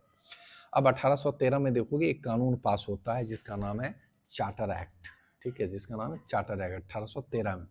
अब ईस्ट इंडिया कंपनी की जो थी ट्रेड मोनोपोली थी, जिसे व्यापारिक वर्चस्व कहते हैं, व्यापारिक वर्चस्व कहते हैं, ठीक है, वो अब समाप्त हो जाती है, पार्सली एंड होती है, कंप्लीटली एंड नहीं होती है, ठीक है ना। और यहाँ से देखोगे तो इनकी जो ट्रेड मोनोपोली थी, इंडिया से सस्ते दामों से सामान खरीद कर इंटरनेशनल मार्केट में अच्छे दामों पर बेचते थे। और ये जो 1813 में जो चार्टर एक्ट आया था, यहाँ चाय और चीन के साथ व्यापार छोड़कर कंपनी का एकाधिकार को क्या किया गया? समाप्त कर दिया गया। और इस चार्टर एक्ट में अंग्रेजों ने कहा भारत में शिक्षा के लिए हर साल 1 लाख रुपये देंगे, बट दिए कभी नहीं, क्योंकि वो चोर थे ना, चोरों की नीयत तो हमेशा खराब रहती है, आपको पता ही होता है, ठीक है ना। शिक्षा के लिए 1 लाख रुपये देने की बात किए थे, वादा, और वादा तो हमेशा हवाई फायरिंग ऐसा ही होता है, ठीक है ना। अब आगे देखोगे हम लोग आगे के क्रम को पढ़ेंगे, ठीक है ना। अब अंग्रेज चीन के साथ व्यापार करते थे, अब रास्ते में कौन पड़ जाता था भैया? नेपाल पड़ जाता था। अब 1814 से 16 की स्टोरी हम लोग समझेंगे। नेपाल के राजा थे किंग डोगरा, पता ही होगा। नेपाल के राजा बोले देखो भैया बात ऐसा है ना कि इस रास्ते से जाओगे तो आपको हमें टैक्स देने पड़ेंगे। और वहाँ पे कौन थे? किंग डोगरा, ठीक है, नेपाल के राजा थे, हमें टैक्स देने पड़ेंगे। अंग्रेजों ने कहा हाँ हाँ बिल्कुल देंगे। अंग्रेज ने कहा चलो अब नेपाल को निपटा देते हैं, चलो अब नेपाल को निपटा लेते हैं, ठीक है। अब 1814 से लेकर 16 के बीच एंग्लो नेपाल वार लड़ा गया। नेपाल में जो गोरखा होते थे और गोरखाओं ने अंग्रेजों को कड़ी टक्कर दी। अंग्रेज बोले जीत तो सकते नहीं है, लेकिन यहाँ पे एक साइन की गई ट्रीटी, कौन सा ट्रीटी हुआ था? Treaty of Sugauli. आपके बीपीएससी के एग्जाम में यहाँ से भी क्वेश्चन पूछा गया, ट्रीटी ऑफ सुगोली साइन की गई। और इसमें देखोगे 1/3 क्षेत्र नेपाल का अंग्रेजों ने कब्जा कर लिया। अब अंग्रेजों ने कहा, फिर कहा चलो एक काम करते हैं, मुगलों का क्षेत्र हमारा, मैसूर हमारा, अब मराठाओं को भी निपटाते हैं, ठीक है। अब मराठाओं को भी निपटाते हैं। 1816 से 19 में देखोगे थर्ड आंग्लो मराठा वार हुआ। क्या हुआ? थर्ड आंग्लो मराठा वार। इसको बैटल ऑफ पिंडारी भी कहते हैं, बैटल ऑफ पिंडारी भी कहते हैं। यही वह युद्ध था जब अंग्रेजों ने मराठा पर कब्जा कर लिया था 1819 में। यह 3 डेट याद रखिएगा, काफ़ी इंपॉर्टेंट है। 1764 में मुगल पर कब्जा, 1799 में मैसूर पर कब्जा, 1819 में किस पे? मराठा पे कब्जा। अब अंग्रेजों का शासन ऑलमोस्ट पूरे भारत में था। अंग्रेजों का शासन कहाँ था? ऑलमोस्ट पूरे भारत में था, ठीक है ना। आई होप यहाँ तक आपको हर एक चीज़ क्लियर हो गई होगी, ठीक है ना। अब आगे हम लोग पढ़ेंगे। अब सीधे अंग्रेज बोले तो भैया सब कुछ निपटा दिया और कुछ बचा है तो बताओ, उसको भी नहीं छोड़ा जाएगा। अब हम लोग लॉर्ड हेस्टिंग्स के बारे में पढ़ेंगे, जिनका कार्यकाल था 1813 से 23। लॉर्ड हेस्टिंग्स का कार्यकाल कब था? 1813 से 23 के बीच इनका कार्यकाल था। अब 1820 में देखोगे ना, रोटवारी सिस्टम, जिसे आप रैयतवारी व्यवस्था भी कहते हैं, एक व्यक्ति थे लॉर्ड मुंडो, ठीक है ना, इसी के द्वारा लाया गया था। ये एक अधिकारी थे। अब अंग्रेजों ने कहा अब किसानों को सीधे टैक्स वसूलेंगे। टैक्स के नाम पे किसानों से ये लोग क्या करते थे? खून चूसने में लगे थे, ठीक है। अब बोले थे कि भैया सूखी जमीन पर, ड्राई लैंड है ना, ड्राई लैंड पर कितना देना पड़ेगा टैक्स? आपको 50% देना पड़ेगा। और इरिगेटेड लैंड पे कितना देना पड़ेगा? 60% देना पड़ेगा। बताओ, टैक्स के नाम पे तो खून चूसने का ही काम कर रहे थे। और ये जो लगाया गया था, कहाँ कहाँ लगाया गया था? मद्रास, बम्बई, असम, इन सारे क्षेत्रों में लगाया गया था, ठीक है ना। क्या? रैयतवारी व्यवस्था इन सारे क्षेत्रों में देखने को मिलती है, रैयतवारी व्यवस्था, ठीक है। और यहाँ बोला गया था भैया ड्राई लैंड पे 50% लेंगे, इरिगेटेड लैंड पे कितना लेंगे? 60% लेंगे, ठीक है। तो यहाँ तक आप लोग समझ गए हो। अब अंग्रेजों ने कहा कि भैया और कुछ भारत के अगल बगल का भी क्षेत्र बचा है क्या? अंग्रेजों ने कहा बर्मा को भी निपटा देते हैं थोड़ा, ठीक है ना। नॉर्थ ईस्ट एरिया को देखोगे, है ना, बर्मा का क्षेत्र, नॉर्थ ईस्ट के साइड देखोगे बर्मा का क्षेत्र, बोले चलो भैया उसको भी निपटा लेते हैं। अब लॉर्ड आर्मरेस्ट के बारे में पढ़ेंगे, जिनका कार्यकाल था 1823 से 1828, ठीक है। अब अंग्रेजों ने कहा अब बर्मा पे कब्जा कैसे किया जाए। 1824 से 26 फर्स्ट एंग्लो बर्मा युद्ध लड़ा गया, जिसमें असम, मणिपुर, अराकान, ठीक है, कैप्चर कर लिया गया। ये सारे क्षेत्र अंग्रेजों के कब्जे में थे। यहाँ एक समझौता होता है जिसे कहते हैं ट्रीटी ऑफ एंडवू, ठीक है। कब हुआ? 1826 में। 1826 में कौन सी ट्रीटी साइन की गई? ट्रीटी ऑफ एंडवू। अब हम लोग देखते हैं लॉर्ड विलियम बेंटिक। इनका जो कार्यकाल था 1828 से लेकर 1835, लॉर्ड विलियम बेंटिक का। इस टाइम एक व्यक्ति थे राजा राम मोहन राय, जिसने देखोगे 1828 में क्या ब्रह्मो समाज की स्थापना की थी, ठीक है। जिन्हें आधुनिक भारत को देखोगे अग्रदूत भी कहा जाता है, नवजागरण, नवजागरण बोल लो, आधुनिक भारत, ये सब के अग्रदूत भी नहीं माने जाते हैं। राजा राम मोहन राय को जो सबसे ज़्यादा ये किसके लिए लड़ते थे? सती प्रथा के लिए लड़ते थे कि भैया सती प्रथा नहीं होना चाहिए। और इन्हीं के प्रयासों से देखोगे आगे चलकर लॉर्ड विलियम बेंटिक ने इस पर रोक भी लगाया था, ठीक है। 1829 में इनके कार्य को देखकर विलियम बेंटिक ने सती प्रथा पे कंप्लीटली बैन कर दिया था। और बोले 1830 में देखोगे एक काम हुआ था, ठगों का अंत। बोले चलो भैया भारत में देखते हैं कि ठगों कितने हो गए। तो ठगों का अंत भी विलियम बेंटिक के द्वारा किया गया था। और इसमें एक और भी नाम आता है लॉर्ड स्लीमैन का, ठीक है ना। तो बीपीएससी में क्वेश्चन भी पूछा गया था कि ठगों का अंत किसने किया, तो स्लीमैन का भी नाम इससे जुड़ता है। तो वहाँ ऑप्शन देख के आप आंसर करिएगा, ठीक है ना। अब हम लोग पढ़ते हैं 1833, ठीक है। एक और सिस्टम लेकर आते हैं जिसे कहते हैं महलवारी सिस्टम। किसके द्वारा लाया गया? लॉर्ड हेस्टिंग्स, ठीक है। एक वारन हेस्टिंग होते हैं, एक लॉर्ड हेस्टिंग्स होते हैं, ठीक है। अब यहाँ देखोगे तो 1833 में क्या था महलवारी सिस्टम में? डिवाइड द एरियाज इनटू महल, है ना, डिवाइड द एरिया इनटू महल। अब इसमें था tax collection head of the village करेगा, है ना, दे दी गई। जो विलेज का प्रमुख होता था, जिससे आप लोग प्रधान कहते हैं, अब टैक्स उससे ही ली जाएगी। और ये लाया गया था पंजाब, अवध, आगरा, मध्य प्रदेश, इन सारे क्षेत्रों में देखोगे ये सिस्टम लागू था। कौन सिस्टम? महलवारी सिस्टम, ठीक है। अब 1835 में देखोगे इंग्लिश को ऑफिशियल लैंग्वेज घोषित कर दी गई, कि किसके द्वारा? लॉर्ड मैकाले के द्वारा। और देखोगे सीआरपीसी पढ़ते होगे, आईपीसी पढ़ते होगे, तो ये सब जो लाने वाले थे वो कौन थे? लॉर्ड मैकाले ही थे, ठीक है। अब 1833 का चार्टर एक्ट, ठीक है। अब 1833 का चार्टर एक्ट देखेंगे, जो ट्रेड मोनोपोली था ईस्ट इंडिया कंपनी की, वह पूरी तरह क्या होती? समाप्त हो जाती। दूसरी चीज वो देखोगे, गवर्नर जनरल बंगाल का पद था वह समाप्त करके गवर्नर जनरल ऑफ इंडिया का पद लाया गया। और विलियम बेंटिक भारत के पहले गवर्नर जनरल बनते हैं। कौन बनते हैं भारत के पहले गवर्नर जनरल? विलियम बेंटिक, ठीक है। अब आते हैं चार्ल्स मेटकॉफ, इनका कार्यकाल था 1835 से 36। बोले प्रेस पर प्रतिबंध क्यों लगाया गया? इन्होंने फिर एक कानून पास किया, वर्नाकुलर प्रेस एक्ट, और रिमूव कर दिया रिस्ट्रिक्शंस को कि भैया प्रेस व्रेस पे बैन मत लगाओ, भैया इसको भी आज़ादी है, जो मन करे लिखने दो, ठीक है। और इन्होंने देखोगे भारत में प्रेस को आज़ाद किया, बाद में इन्हीं को भारत से आज़ाद कर दिया गया, ठीक है। अब आते हैं लॉर्ड ऑकलैंड, कौन आते हैं? Lord Auckland. लॉर्ड ऑकलैंड का कार्यकाल देखोगे 1836 से लेकर 42 तक थी। इसकी गंदी नज़र थी अफगानिस्तान पर। बोले अब अफगानिस्तान को निपटा लिया जाए। 1839 से 1842 एंग्लो अफगान वार छिड़ गया, एंग्लो अफगान वार छिड़ गया। अंग्रेज अफगान गए और वहाँ तालिबान ने खदेड़ के अंग्रेजों को भगाया, इसलिए इसे ऑकलैंड फॉली के नाम से भी जानते हैं, है ना। ऑकलैंड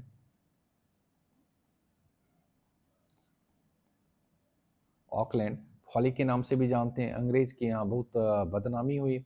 अब आए हेनरी हार्डिंगे, है ना। हार्डिंगे, इनका कार्यकाल था 44 से 48 के बीच। बोले अब हमें पूरे भारत पर शासन चाहिए। 1845 से 46 में देखोगे फर्स्ट एंग्लो सिख वार लड़ा गया। कब? 1845 से 46 फर्स्ट एंग्लो सिख वार लड़ा गया। महाराजा रंजीत सिंह थे, शासक थे। महाराजा आपको पता होगा कि दिलीप सिंह भी थे। दिलीप सिंह, उसके बाद तो दिलीप सिंह ही बने थे, तो वहाँ पे आक्रमण कर दिया गया था, ठीक है। 1845 से 46 में एंग्लो सिख वार लड़ा गया। और इस युद्ध का जो अंत हुआ ना, ट्रीटी ऑफ लाहौर, कौन सी संधि साइन की गई? Treaty of Lahore. कब? 1846 में साइन की गई। इस युद्ध में अंग्रेजों ने सिख को आधे एम्पायर पर कब्जा कर लिया, लगभग कमजोर ही कर दिया था, और आधे एम्पायर पर कब्जा भी कर लिया गया था, ठीक है। और उस टाइम जो देखोगे गवर्नर जनरल थे लॉर्ड हार्डिंगे थे, उनका कार्यकाल 44 से 48 था। अब आते हैं लॉर्ड डलहौजी। अब आते हैं लॉर्ड डलहौजी। डलहौजी के बारे में बहुत सारे तथ्य पढ़ने, एक एक चीज़ों को हम लोग पढ़ेंगे। बोले अब हमें चाहिए फुल इज्जत। अब हमें क्या चाहिए? फुल इज्जत। 1849 में सेकेंड एंग्लो सिख वार लड़ा गया। कब? 1849 में। 1849 तक अंग्रेजों को पूरे भारत पर लगभग शासन हो गया था। अब कहते हैं ना कि यहाँ पे अब हम लोग देखेंगे कि एक एक चीज़ को, तथ्य को अच्छे तरीके से पढ़ेंगे। तो अंग्रेजों को लगभग फुल इज्जत मिल गई थी, ठीक है। डलहौजी आते आते लगभग देखोगे अंग्रेजों की फुल इज्जत मिल गई थी, ठीक है। आई होप यहाँ तक आप लोग समझ गए होंगे। अब 1848 में डलहौजी के द्वारा डॉक्ट्रिन ऑफ लैप्स को लाया गया। कब? 1848 में डॉक्ट्रिन ऑफ लैप्स को लाया गया। डलहौजी का कहना था जो राजा महाराजा के पुत्र नहीं है, फिर कोई गोद लेकर राजा नहीं बन सकता है। डलहौजी ने इस पर पाबंदी लगाई थी। इन्होंने सबसे पहले इस नीति के तहत किस पे कब्जा किया था? सतारा पे। देखोगे सबसे पहले सतारा पे कब्जा किया था। कब किया था? 1848 में। सतारा पे 1848 में किया था। जैतपुर और संबलपुर को 1849 में किया था। उदयपुर को 1852 में किया था। फिर देखोगे झांसी को 1853 में किया था, ठीक है। नागपुर को 1854 में, अवध को 1856 में किया था। ये बोले भैया हमारे पास तो पुत्र हैं। अवध कौन बोले? अवध वाले बोले भैया हमारे पास तो पुत्र हैं, हमें क्यों निपटा रहे हो? डलहौजी बोले भैया लखनऊ और अवध के सारे राजा क्या हैं? अय्यास हैं, इसलिए निपटाना जरूरी है। लखनऊ में सुशासन नहीं है, लखनऊ में क्या है? कुशासन, यानी पुअर एडमिनिस्ट्रेशन। लखनऊ में सुशासन नहीं है, लखनऊ में कुशासन है। अब 1852 से 53 में हम लोग देखेंगे सेकेंड एंग्लो बर्मा वार लड़ा गया। कब? 1852 से 53 में सेकेंड एंग्लो बर्मा वार लड़ा गया। लोअर बर्मा पर कब्जा कर लिया गया था। क्या? लोअर बर्मा पर कब्जा कर लिया गया था। 1853 में देखोगे डलहौजी ने कहा चलो भारत का विकास शुरू करते हैं। चलो मंशा तो कुछ और थी, पता ही है, लेकिन बोले चलो भारत का विकास शुरू करते हैं। 1853 में अंग्रेजों ने पहली रेलवे लाइन बिछाई। कहाँ? बम्बई टू थाने 34 किलोमीटर बिछाई गई। इस ट्रेन को 3 इंजन ने खींचा था, नाम था साहेब, सिंध और सुल्तान। इसे भी आप लोग याद रखिएगा। और 1853 में पहली टेलीग्राफ लाइन बिछाई गई। पहली लाइन कहाँ से? कलकत्ता से डायमंड हार्बर के बीच। लेकिन जो सेवा शुरू हुई थी वो कलकत्ता से आगरा के बीच शुरू हुई थी। कहाँ से शुरू हुई थी? कलकत्ता से आगरा के बीच शुरू हुई थी टेलीग्राफ लाइन, ठीक है। अब आगे के क्रम को हम लोग पढ़ेंगे। तो 1853 में फर्स्ट इंजीनियरिंग कॉलेज खोला गया। उस इंजीनियरिंग कॉलेज का नाम था थॉमसन इंजीनियरिंग कॉलेज, जिसे आज इसको क्या बोलते हैं, आईआईटी रुड़की के नाम से जानते हैं। और देखोगे ये उत्तराखंड में हरिद्वार के पास है, ठीक है। अब 1854 में देखोगे पहली पोस्टल की शुरुआत की गई। कब? 1854 में पहली पोस्टल की शुरुआत की गई, पहला स्टैंप जारी किया गया। और 1854 में देखोगे पीडब्ल्यूडी क्या होता है, public work department, public work department की शुरुआत की गई, ठीक है ना। अब इन्हें शिमला जाने का शौक था, डलहौजी को घूमने का काफी शौक था, ठीक है। इन्हें शिमला जाने का शौक था और भारत की गर्मियों की राजधानी शिमला को बना दिया, शिमला को बना दिया, मतलब कलकत्ता से शिमला चल जाते थे गर्मियों में, ठीक है। 1856 में देखोगे विधवा पुनर्विवाह को डलहौजी ने पास किया गया। किसके प्रयास से? ईश्वर चंद्र विद्यासागर के प्रयासों को देखते हुए ये किया गया था। ईश्वर चंद्र विद्यासागर ने अपने बेटे का विवाह एक विधवा से कराया था। उनके बेटे का क्या नाम था? नारायण, ठीक है। बोले ना, एग्जाम्पल पहले खुद पे सेट होना चाहिए, फिर दूसरे पे सेट होना चाहिए। तो विद्यासागर जो थे पहले अपने बेटे पे एग्जाम्पल सेट किए, पहले अपने फैमिली पे एग्जाम्पल सेट किए। ऐसे नहीं कि अब खुद का ज्ञान है नहीं कि दूसरे को ज्ञान भर दिन देते रहो। तो जो भी करो पहले खुद पे अप्लाई करो, फिर दूसरे पे करो वो चीजें, ठीक है। अब आगे देखोगे चार्ल्स वुड, इसके अब थोड़ा सा आगे पढ़ेंगे, विद्यासागर के बाद थोड़ा सा ये देख लेंगे एजुकेशन कमीशन, ठीक है। 1854 में एक एजुकेशन कमीशन को भारत बुलाया गया जिसका नाम था वुड डिस्पैच, ठीक है, वुड डिस्पैच। चार्ल्स वुड इसके अध्यक्ष थे और यह प्राइमरी एजुकेशन के लिए भारत आए थे। किसके लिए भारत आए थे? प्राइमरी एजुकेशन के लिए भारत आए थे। अब इसके बाद आते हैं लॉर्ड कैनिंग के बारे में पढ़ेंगे। लॉर्ड कैनिंग वाइसराय 1856 से 62, ठीक है। अब देखोगे 1857 में 1857 तीन विश्वविद्यालय खोले गए थे, तीन विश्वविद्यालय खोले गए थे, कलकत्ता, बम्बई, मद्रास, ठीक है। आप लोग भी कुछ एक्स्ट्रा फैक्ट है तो उसे नोट डाउन कर सकते हैं, ठीक है। 1857 में तीन विश्वविद्यालय खोले गए थे, क्या? कलकत्ता, बम्बई और मद्रास में, ठीक है। और 1857 में देखोगे अगेन सिपाहियों का विद्रोह हुआ, म्यूटिनी ऑफ सिपाहीज। और पहला म्यूटिनी ऑफ सिपाहीज कब हुआ था? 1806 में। और यहाँ जो म्यूटिनी ऑफ सिपाहीज हुआ मंगल पांडे के द्वारा किया गया। और इसकी जो शुरुआत हुई थी बैरकपुर, कहाँ से शुरुआत हुई थी? बैरकपुर, बैरकपुर से शुरुआत हुई थी। मंगल पांडे देखोगे 34वें रेजिमेंट के, है ना, 34वें रेजिमेंट के सिपाही हुआ करते थे। अंग्रेजों के लिए तो ये सिपाहियों का विद्रोह था, बट हमारे लिए प्रथम स्वतंत्रता संग्राम था, यानी first war of independence. First war of independence किसने कहा था? बीडी सावरकर का नाम आप लोग सुने होंगे, उन्होंने ही बोला था भैया ये हमारे लिए क्या है? फर्स्ट वॉर ऑफ इंडिपेंडेंस है। अब महारानी विक्टोरिया 1857 की क्रांति से बहुत नाराज हुई, बोली भैया ईस्ट इंडिया कंपनी भारत में शासन करने गई या खून खराबा करने गई। इसी के तहत इन्होंने 1858 का अधिनियम लाया जिसे कहते हैं government of India act. Government of India act लाया कब? 1858 में, ठीक है। और देखोगे ये बहुत बड़ा कानून था, इसके तहत ईस्ट इंडिया कंपनी के पावर को खत्म कर दिया गया।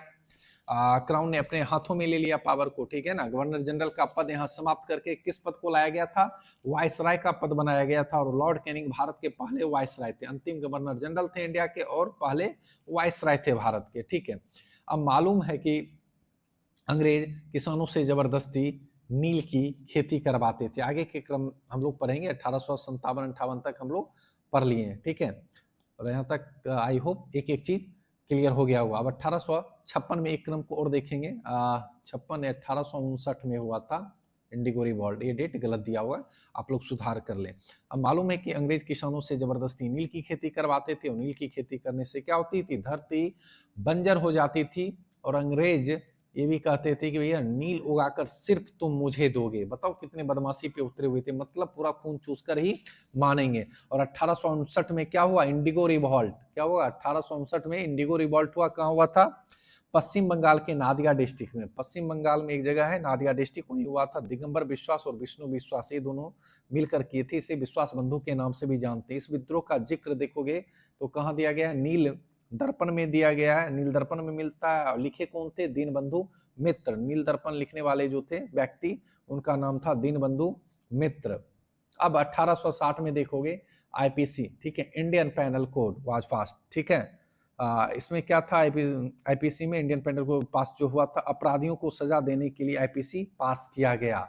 अब 1860 में देखोगे भारत के इतिहास में पहली बार बजट पेश किया गया। इस बजट को पेश जो किए थे उनका नाम था जेम्स विल्सन। याद रखिएगा, बजट पेश करने वाले व्यक्ति थे जेम्स विल्सन। ठीक है, तो यहां तक आप लोग समझ गए होंगे।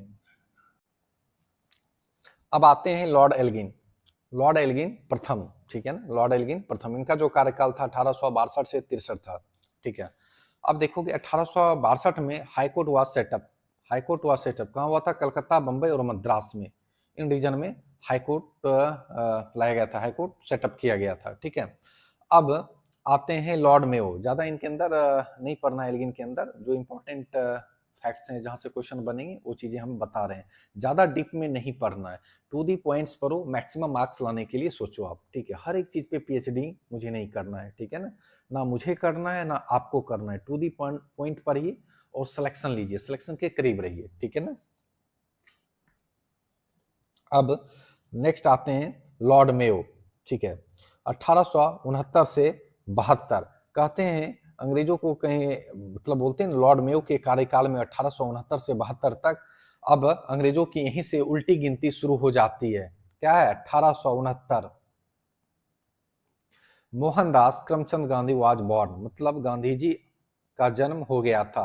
कब? 2 अक्टूबर। 2 अक्टूबर कहाँ हुआ था? पोरबंदर, गुजरात में। अब अंग्रेज कहते हैं देखो तो भारत में कहीं लोग ज्यादा तो नहीं हो गए हैं, ठीक है ना। अंग्रेज कहते हैं देखो भारत में कहीं लोग तो ज्यादा नहीं हो गए। 1871 से 72 में देखोगे तो क्या होगा? पहली जनगणना कराई गई। 1872 में देखोगे एग्रीकल्चर कॉलेज की स्थापना की गई। ठीक है, 1872 में देखोगे मेयो स्कूल खोला गया। कहाँ? अजमेर में या राजकोट में एक कॉलेज खोला गया था, ठीक है ना। अब आगे के क्रम को हम लोग देखेंगे। ये मेयो के बारे में थोड़ा और जानेंगे तो एक इम्पॉर्टेंट फैक्ट्स हैं। ये मेयो साहब जो थे अंडमान निकोबार गए थे घूमने, वहां एक कैदी जो थे काले पानी की सजा काट रहा था। सेल्यूलर जेल का नाम आप लोग सुनेंगे, जिसका नाम था शेर अफरीदी। वह जेल तोड़कर भागा हुआ व्यक्ति था और इसी क्रम में क्या है, लॉर्ड मेयो साहब मिल गए और लॉर्ड मेयो की हत्या शेर अफरीदी के द्वारा कर दी गई थी। कब? 1872 में। 1872 में लॉर्ड मेयो वाज किल्ड। कौन मारा था लॉर्ड मेयो को? शेर अफरीदी। कहाँ सजा काट रहे थे वो? अंडमान निकोबार में सेल्यूलर जेल में, जो कि वहां से फरार थे, ठीक है ना। और लॉर्ड मेयो पहले इसे वायसराय थे जिनकी हत्या भारत में कर दी गई थी। ठीक है, ये भी फैक्ट्स आप लोग याद रखिएगा। ठीक है, अब हम लोग पढ़ते हैं लॉर्ड लिटन के बारे में। ठीक है, ये थोड़ा बदमाश आदमी था। कौन? लॉर्ड लिटन, बहुत बदमाश आदमी था। अब 1877 में देखोगे ब्रिटिश महारानी विक्टोरिया ने इच्छा जताई कि हम भारत आना चाहती हूँ। ठीक है, 1877 में उनके लिए क्या है, ग्रैंड दिल्ली दरबार का आयोजन किया गया। ग्रैंड दिल्ली दरबार का आयोजन किया गया। 1876 में देखोगे हमारे देश में सूखा पड़ गया था। ठीक है, तो एक कमीशन भी आया था, फेमिन कमीशन का गठन किया गया था, सूखा जो पड़ गया था इसके लिए। ठीक है, सूखा से निपटने के लिए फेमिन कमीशन का गठन किया गया था लिटन के द्वारा। सूखा आयोग जिसे बोलते हैं। किसानों को मतलब यहाँ ये भी बोला गया कि भैया इसके जो लगान है हद तक माफ किया कर दिया जाए। यहाँ कोई भी क्रिकेट मैच नहीं खेला गया था, कोई भी क्रिकेट मैच नहीं खेला गया था, उनके लगान को माफ कर दिया गया था। यहाँ ये नहीं हुआ था अब हुआ ना, ये वाली सीन नहीं थी, ठीक है ना। अब 1878 में देखोगे 3 काम होते। आर्म्स एक्ट, ठीक है, ये सुने होंगे। लाइसेंस वाला था कि भैया कि अब लाइसेंस अनिवार्य है, ऐसे नहीं आर्म्स लेके कट्टा लेके घूमते रहोगे कि जहां मन करे वहां लहरा दो। ठीक है, दूसरा जो था वर्नाकुलर प्रेस एक्ट। ठीक है, प्रेस पर फिर से बैन लगा दिया गया, कभी बैन हटाया जाता था कभी बैन लगाया जाता था, चल क्या रहा है किसी को समझ ही नहीं आ रही थी।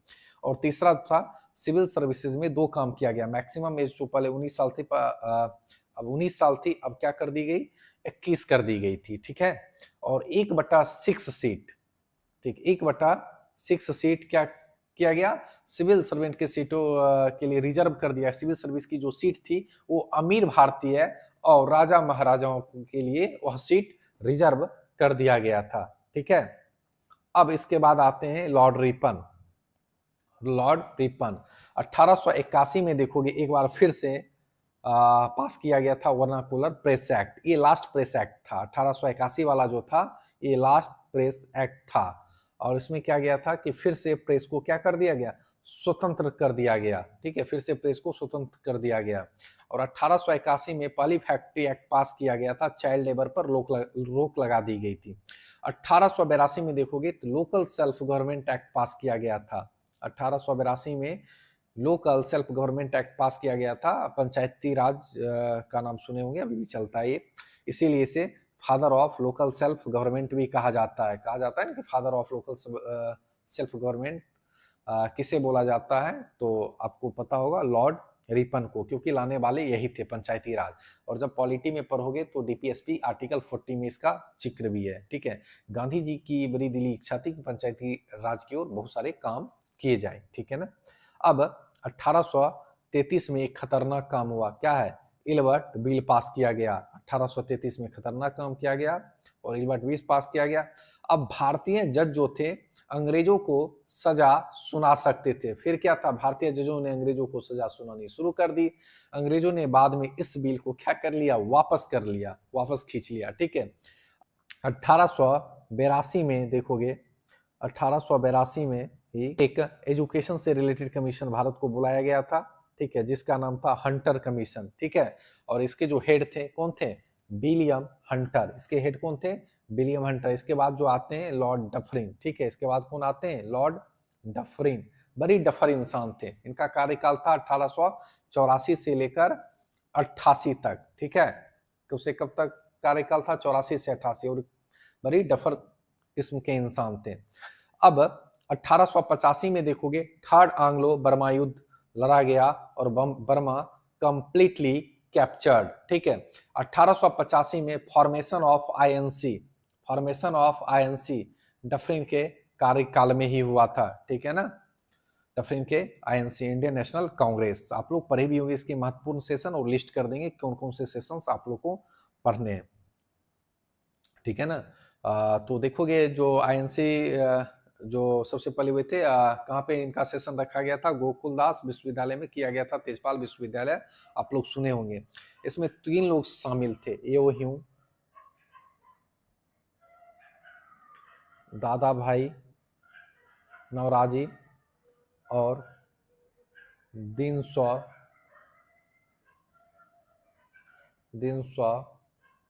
बाचा। ठीक है, ये 3 लोग शामिल थे। और इम्पोर्टेंट जो कांग्रेस की लिस्ट है वो हम लोग पीडीएफ इसके दे देंगे टेलीग्राम पे, और इसकी भी जो पीडीएफ है मिम के टेलीग्राम चैनल पे आप लोगों को मिल जाएगी। ठीक है, और इम्पोर्टेंट सेशन नोट करना है तो लिख लें, 1885, 86, 87, 1888, 1896, फिर आप नोट कर सकते हैं 1906, फिर आप नोट कर सकते हैं 1907, फिर आप नोट कर सकते हैं 1911, 1912, फिर आप नोट कर सकते हैं 1916, फिर आप नोट कर सकते हैं 1920 का सेशन, 1922 का सेशन जो गया में हुआ था। ठीक है, फिर 1924 का सेशन आप लोग नोट कर सकते हैं। तो जो इंपॉर्टेंट सेशन है उसके लिस्ट भी हम लोग दे देंगे। ठीक है ना। अब हम लोग क्या है, आखिरी के 50 साल में आ गए।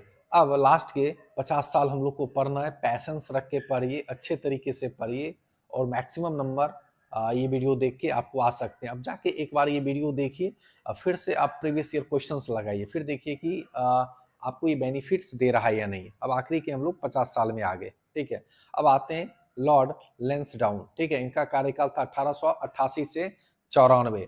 ठीक है, अब इनके कार्यकाल में देखोगे 1891 में second factory act. Comment box में करें फर्स्ट फैक्ट्री एक्ट कब आया। अब बोला भैया वर्किंग का टाइम फिक्स करो, हम भी भैया इंसान है, क्या करो, वर्किंग का टाइम फिक्स करो भैया, फिक्स टाइम करो। ठीक है, और साप्ताहिक वीकली हॉलीडे।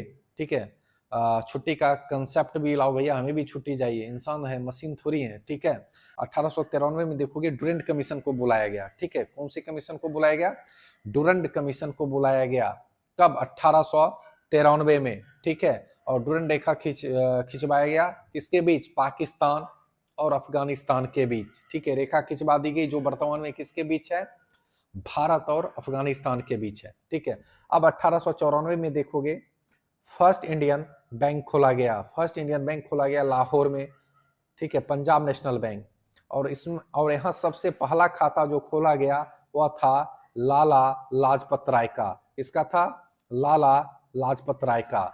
अब इसके बाद आते हैं लॉर्ड कर्जन, इनका कार्यकाल है 1899 से 1905।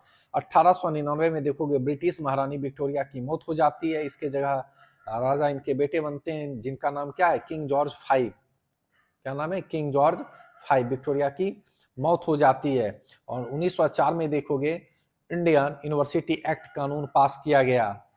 ग्रेजुएशन करना है तो 12 साल की पहले होती थी, ठीक है ना, स्कूलिंग 12 साल की जो स्कूलिंग कर दी गई। और पहले जो था वो कितना था, 10th पास करते, उसके बाद आपका ग्रेजुएशन हो जाता। अब 12th कर दिया गया, वे 12th के बाद ही आप ग्रेजुएशन कर सकते हैं।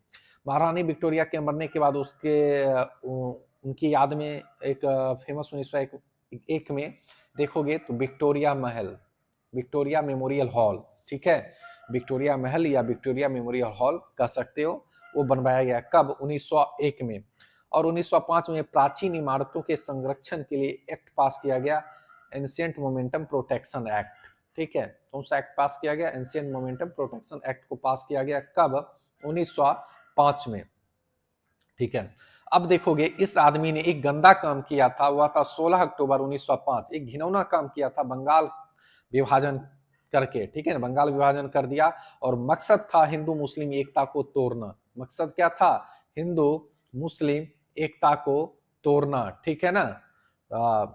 रीजन कुछ और दिए कि ये कुछ और, ठीक है। इसमें देखोगे तो एक बंगाल प्रॉपर था, ठीक है ना, एक ईस्ट बंगाल जिसे बांग्लादेश, असम, ठीक है ना, नॉर्थ ईस्ट के कुछ क्षेत्र थे, ठीक है ना। और जो प्रॉपर बंगाल था उसमें WB था, वेस्ट बंगाल था, बिहार, उड़ीसा, ये सब शामिल थे। अब देखो अंग्रेज का सीधा सा कहना था ना कि भाई डिवाइड एंड रूल की पॉलिसी लाएंगे और सीधे सीधे है ना हिंदू मुस्लिम एकता को तोड़ेंगे, ठीक है। और 1905 में देखोगे एग्रीकल्चर रिसर्च कॉलेज खोला गया, कहा, दिल्ली के पूसा में। देखोगे प्रेजेंट में कहाँ है ये, करोल बाग, देखो करोल बाग के पास ही पूसा जगह, एक बिहार में पूसा है, बिहार के पूसा का जिक्र नहीं हो रहा है, दिल्ली वाले पूसा का जिक्र हो रहा है। अब आते हैं लॉर्ड मिंटो द्वितीय, 1905 से 1910। बंगाल विभाजन से लोग बहुत दुखी थे, काफी दुखी थे, नाराज थे। भैया बोले इसका बदला तो लिया जाएगा, इसका बदला लिया जाएगा। कब, लॉर्ड मिंटो द्वितीय में, 1905 से 1910 तक इनका कार्यकाल था। इसलिए 1905 में स्वदेशी मूवमेंट शुरू होती है, ठीक है, किसके द्वारा, लाल बाल पाल के द्वारा स्वदेशी मूवमेंट शुरुआत हुआ, ठीक है। हालांकि देखोगे अरविंदो घोष का भी बहुत बड़ा योगदान था इसमें, ठीक है, इसमें अरविंदो घोष का भी बहुत बड़ा योगदान था। और इसमें सीधा सा बोला गया खादी इस्तेमाल करो, इसे एक और नाम से भी जानते हैं, वंदे मूवमेंट, वंदे मातरम मूवमेंट के नाम से भी जानते हैं, वंदे मातरम मूवमेंट के नाम से भी जानते हैं स्वदेशी आंदोलन को। अब 1906 में देखोगे अंग्रेज कहे कि हिंदू मुसलमान को एकता को तोड़ना है, ठीक है ना। अब यही तो था उनका वजह कि भैया नहीं कैसे भी हो तो हमें तोड़ना है। तो 1906 में अंग्रेज कहे हिंदू मुस्लिम एकता को क्या है भैया तोड़े, चाहे जैसे भी हो। अंग्रेज ने कहा मुस्लिम को, भैया हम तुम्हारी बहुत इज्जत करते हैं, ठीक है, हम तुम्हारी बहुत इज्जत करते हैं। कांग्रेस वाले जो है ये इज्जत नहीं करते, जब देश आजाद हो जाएगा ना तो लात मार के भगा देंगे, ठीक है। और इसी के स्वरूप देखोगे 1906 में क्या हुआ, मुस्लिम लीग का गठन किया गया था। 1906 में किसका गठन किया गया था, मुस्लिम लीग का गठन किया गया था। और इसके पहले अध्यक्ष थे आगा खां, पहले अध्यक्ष आगा खां थे, बट नवाब समीतुल्लाह खान के द्वारा इसका गठन किया गया था, ठीक है। यहाँ पे आप देख भी सकते हैं समीतुल्लाह खान के द्वारा इसका गठन किया गया था, लेकिन इसके पहले जो अध्यक्ष थे आगा खां। और सीधा सा बोला भैया हम तुम्हारी इज्जत करते हैं, कांग्रेस वाले इज्जत नहीं करते, जब देश आजाद होगा तो यही तुमको भी लात मार के भगा दिया जाएगा, ठीक है ना। अब आगे देखोगे तो 1907, ठीक है, सूरत स्प्लिट, ठीक है ना। ये भी इंपॉर्टेंट सेशन है कांग्रेस को, इसको भी आप लोग याद रखो, ठीक है ना। यहाँ देखोगे गरम दल और नरम दल, ठीक है, गरम और नरम दल। गरम दल के लीडर जो थे तिलक ऐसे लीडर थे, नरम दल के लीडर थे गोखले ऐसे लीडर थे, ठीक है। और यहाँ देखोगे सूरत स्प्लिट के टाइम जो अध्यक्ष थे रास बिहारी बोस थे, ठीक है। तो यहाँ दो दलों में बच गया, हिंदू मुस्लिम तो डिवाइड हो ही गए थे, और नरम दल गरम दल जो एक साथ चल रहे थे वो भी यहाँ पे बिखर गए थे 1907 के सेशन में, ठीक है। और इस सेशन के जो अध्यक्ष थे रास बिहारी घोष थे। अब 1908 में देखोगे, 1908 में अंग्रेज बहुत बदमाशी कर रहे थे देश में, ठीक है, इंडिया में आके पूरे तहलका मचाए हुए थे, पूरे हंगामा मचाए हुए थे, अपनी बदमाशी से बाज नहीं आ रहे थे। और बदमाशी रोकने के लिए खुदीराम बोस ने मुजफ्फरपुर के जो मजिस्ट्रेट थे किंग्सफोर्ड, कौन थे? किंग्सफोर्ड, उसके काफिले पर बम फेंक दिया गया था। और इसके साथ एक और व्यक्ति थे प्रफुल्ल चक्की, इसके साथ जो एक व्यक्ति थे प्रफुल्ल चक्की, 18 साल की एज में देखोगे खुदीराम बोस को फांसी दे दी गई थी, ठीक है, इसी बम फेंकने के कारण, ठीक है। अब 1909 में देखोगे मार्ले मिंटो रिफॉर्म्स को लाया गया, मार्ले मिंटो रिफॉर्म्स को लाया गया। मुस्लिम रिजर्वेशन की शुरुआत यहीं से की जाती है, ठीक है, इंडियन काउंसिल एक्ट के नाम से भी इसे हम जानते हैं, ठीक है। अंग्रेज यहीं से बदमाशी और स्टार्ट कर दिए थे, ठीक है भैया। यहाँ से बोले बंगाल विभाजन में तो किए ही किए, लेकिन अपने बदमाशी से बाज आ ही नहीं रहे थे। बोले नहीं, किसी भी तरह है मुस्लिम हिंदू को तो हम एक होने ही नहीं देंगे, ठीक है ना। अंग्रेज यहाँ से भी बदमाशी शुरू कर दी। हमारे देश में जो है कम्युनल इलेक्ट्रेट की बात जो सुनते हैं, यहीं से कहीं ना कहीं स्टार्टिंग हो जाती है, ठीक है, मुस्लिम आरक्षण को लेकर, ठीक है, मुस्लिम रिजर्वेशन को लेकर। और इसके बाद जो आते हैं लॉर्ड हार्डिंगे, इनका जो कार्यकाल है 1910 से लेकर 16 तक। किंग जॉर्ज पंचम जो थे, जो राजा बने थे, उन्होंने कहा भैया मेरा राजाभिषेक भारत में होना चाहिए। कौन? किंग जॉर्ज पंचम। फिर से देखोगे ग्रांड दिल्ली दरबार का आयोजन किया गया किंग जॉर्ज पंचम और उनकी पत्नी मैरी के सम्मान में बंबई में, ठीक है। गेटवे ऑफ इंडिया बनाया गया, ठीक है, 1911 में क्या बनाया गया था? गेटवे ऑफ इंडिया, ठीक है। और 1911 में कलकत्ता का सेशन चल रहा था, कलकत्ता से के सेशन में राजा को ले जाया गया और पहली बार जनगण मन गाया गया था एनसीसी के सेशन में। किनके सम्मान के लिए? राजा के सम्मान के लिए। वहां पे किंग जॉर्ज पंचम से कहा गया बंगाल के विभाजन से बहुत लोग क्या है, दुखी हैं, ठीक है, बहुत झंझट हो रहा है। और 1911 में देखोगे partition of Bengal was cancelled, partition of Bengal was cancel. अब बंगाल में रहना बिल्कुल सेफ नहीं है। राजा बोले भैया ठीक है भैया, तुम लोग भी निकल लो, बंगाल में रहना भले ठीक है कैंसिल कर दिए, लेकिन बंगाल में रहना सेफ नहीं है, ठीक है।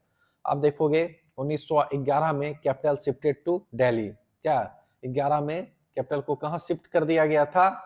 दिल्ली शिफ्ट कर दिया गया था, ठीक है। अब 1912 में देखोगे दिल्ली में लॉर्ड हार्डिंगे पे जो बम फेंका गया था 1912 में, अब उसकी स्टोरी हम लोग जान लेते हैं। 1912, ठीक है, दिल्ली में किसके ऊपर बम फेंका गया था? लॉर्ड हार्डिंगे के ऊपर। दिल्ली कॉन्स्पिरेसी केस के नाम से भी इसे हम लोग जानते हैं, ठीक है।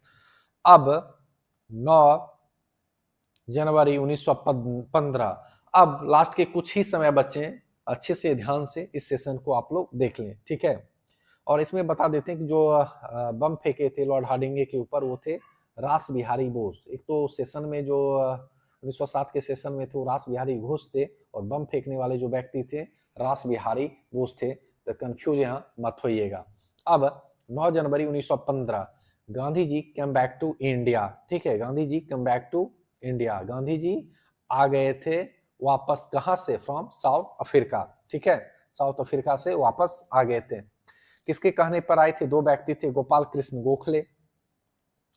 कृष्ण गोखले और इनके काफी अच्छे मित्र थे चार्ल्स एंड्रयूज, ठीक है। गोखले ने गांधी से कहा तुम्हारे पास 1 वर्ष का समय है, जाओ पूरे भारत का चक्कर लगाओ, ठीक है, और देखो कि यहाँ के व्यक्तियों के साथ क्या क्या समस्या है। और 1916 में गांधी जी ने साबरमती आश्रम को बनवा दिया था। सबसे पहले तो घूमना शुरू किए रेल से, ट्रेन से, बस से, पैदल, ठीक है ना, शिप से। तो जिस भी माध्यम जो भी हो, वो 1 साल पूरे भारत भ्रमण किए, फिर देखे कि यहाँ के इंसानों के साथ क्या समस्या है और इनके लिए हम कुछ बेहतर कर सकते हैं तो करने की कोशिश करेंगे। फिर उसी के क्रम में आगे देखोगे 1916 में गांधी जी ने क्या किया? साबरमती आश्रम बनवा दिए, कहाँ? अहमदाबाद में। और 1916 में देखोगे तो लखनऊ सेशन हुआ था, आईएनसी सेशन, ठीक है, लखनऊ पैक्ट के नाम से भी इसे जानते हैं। गरम और नरम दल फिर से एक हो गए थे, मिलन हो गया था। गरम और नरम दल का मिलन तो हुआ ही हुआ, मुस्लिम और हिंदू का भी मिलन हुआ था। तो यहाँ एक नहीं दो मिलन आपस में देखने को मिलता है। और 1915 में देखोगे, 1915 की एक स्टोरी हम बता देते हैं। अखिल भारतीय हिंदू महासभा का गठन किया गया था, किसके द्वारा? मदन मोहन मालवीय के द्वारा किया गया था। तो ये भी फैक्ट्स काफी इंपॉर्टेंट है, याद रखिएगा। और लखनऊ सेशन में जो एक व्यक्ति था जिसका नाम था राजकुमार शुक्ल, बहुत इंपॉर्टेंट डेट है, काफी बार यहाँ से क्वेश्चन पूछे गए। जो गांधी जी से मिलने आया था और उन्हीं के आग्रह पे गांधी जी कहाँ पहुंचे थे, बिहार के चंपारण पहुंचे थे और वहाँ समस्याओं का बहुत हद तक समाधान किए भी थे। वहां से लोगों से मिले थे और देखे थे क्या क्या प्रॉब्लम हो रही है। तो वहां पे देखोगे ना कि वहां भी नील की समस्या थी। तो हाँ, नील एक कारण था, ऐसा नहीं था कि किसानों की समस्या सिर्फ नील थी। लेकिन नील विद्रोह का जब जिक्र होगा तो वह सिर्फ और सिर्फ 1859-60 में हुआ था, पता होगा ना, विश्वास बंधु के द्वारा किया गया था, पढ़ाए थे थोड़ी देर पहले, ठीक है। लेकिन चंपारण में भी नील तो समस्या थी, सिर्फ नील ही समस्या नहीं थी, नील के साथ साथ किसानों की तमाम समस्याएं जुड़ी थी, जो गांधी जी हद तक उन सारी समस्याओं पे काम भी किए थे और अंग्रेजों से रिक्वेस्ट करके उन समस्याओं का समाधान भी किए थे, ठीक है। अब हम लोग आगे के क्रम को देखते हैं, ठीक है ना। नेक्स्ट यहाँ पे दिया हुआ है अखिल भारतीय हिंदू महासभा के बारे में जो हम बताए थे। अब आगे लॉर्ड चेम्सफोर्ड, इनका जो कार्यकाल था 1916 से 21 था। इस टाइम गांधी जी निकल गए थे अपने सत्याग्रह पर, क्रमशः 3 सत्याग्रह किए थे। क्रमशः देखोगे गांधी जी 3 सत्याग्रह, चंपारण, दूसरा खेरा, तीसरा अहमदाबाद, ठीक है ना। ये तीनों इंपॉर्टेंट डेट है, याद रखिएगा, ठीक है ना। अब देखोगे चंपारण किसके कहने पे आए थे, शुक्ला के कहने पे आए थे, राजकुमार शुक्ल के कहने पे। 3 कठिया प्रणाली आपको पता होगा, 3/20 भाग में, है ना, कि 20 भाग में 3 भाग में क्या करना है, नील की खेती करना है। जो कि आपको पता होगा कि नील की खेती करने से जमीन बंजर हो जाती है, फिर वहां पे कुछ फसल उपज नहीं सकता है, और किसान करना नहीं चाह रहे थे और अंग्रेज जबरदस्ती किसानों से करवा रहे थे, ठीक है। खेरा सत्याग्रह देखोगे लैंड टैक्सेस को लेकर था, ठीक है ना, फसल को लेकर, ठीक है। अहमदाबाद मिल आंदोलन देखोगे 1918 में, ठीक है। अब मजदूरी बढ़ाने को लेकर था, गांधी जी ने हद तक वेजेज को बढ़ाने में मदद भी की थी, ठीक है ना। तो लगभग लगभग वहाँ जो भी समस्या थे गांधी जी इस पे बात भी किए थे अंग्रेजों से रिक्वेस्ट करके, इन सब पे काम भी करवाए थे अंग्रेजों से, ठीक है ना। अब नेक्स्ट हम लोग देखोगे जब ये सारी चीजें चल रही थी, है ना, आप क्रमशः 3 आंदोलन देखे, चंपारण, खेरा और अहमदाबाद मिल। और इस टाइम देखोगे विश्व में एक क्रांति देखने को मिलती 1917, आप लोग पता होगा 1917 में कौन था, रशियन रिवॉल्यूशन। रशियन रिवॉल्यूशन चल रही थी, जिसे आप लोग बोल्शेविक क्रांति के नाम से भी जानते हैं, कि जो लेनिन के द्वारा किया गया था, लेनिन। ये भी कुछ फैक्ट्स हैं, याद रखिएगा, ठीक है। अब आगे के क्रम को हम लोग पढ़ेंगे, ठीक है ना। 1919 में अंग्रेजों ने एक कानून पास किया था जिसका नाम था रॉल्स एक्ट, ठीक है ना। रॉल्स एक्ट कानून पास किया गया था कब, 1919 में, ठीक है। इस कानून में यह कहा था कि यदि कोई व्यक्ति अंग्रेजों के खिलाफ षड्यंत्र करते पकड़ा जाएगा तो बिना किसी पूछताछ के क्या है, उसे जेल में डाल देंगे, ये बोला गया था, ठीक है ना।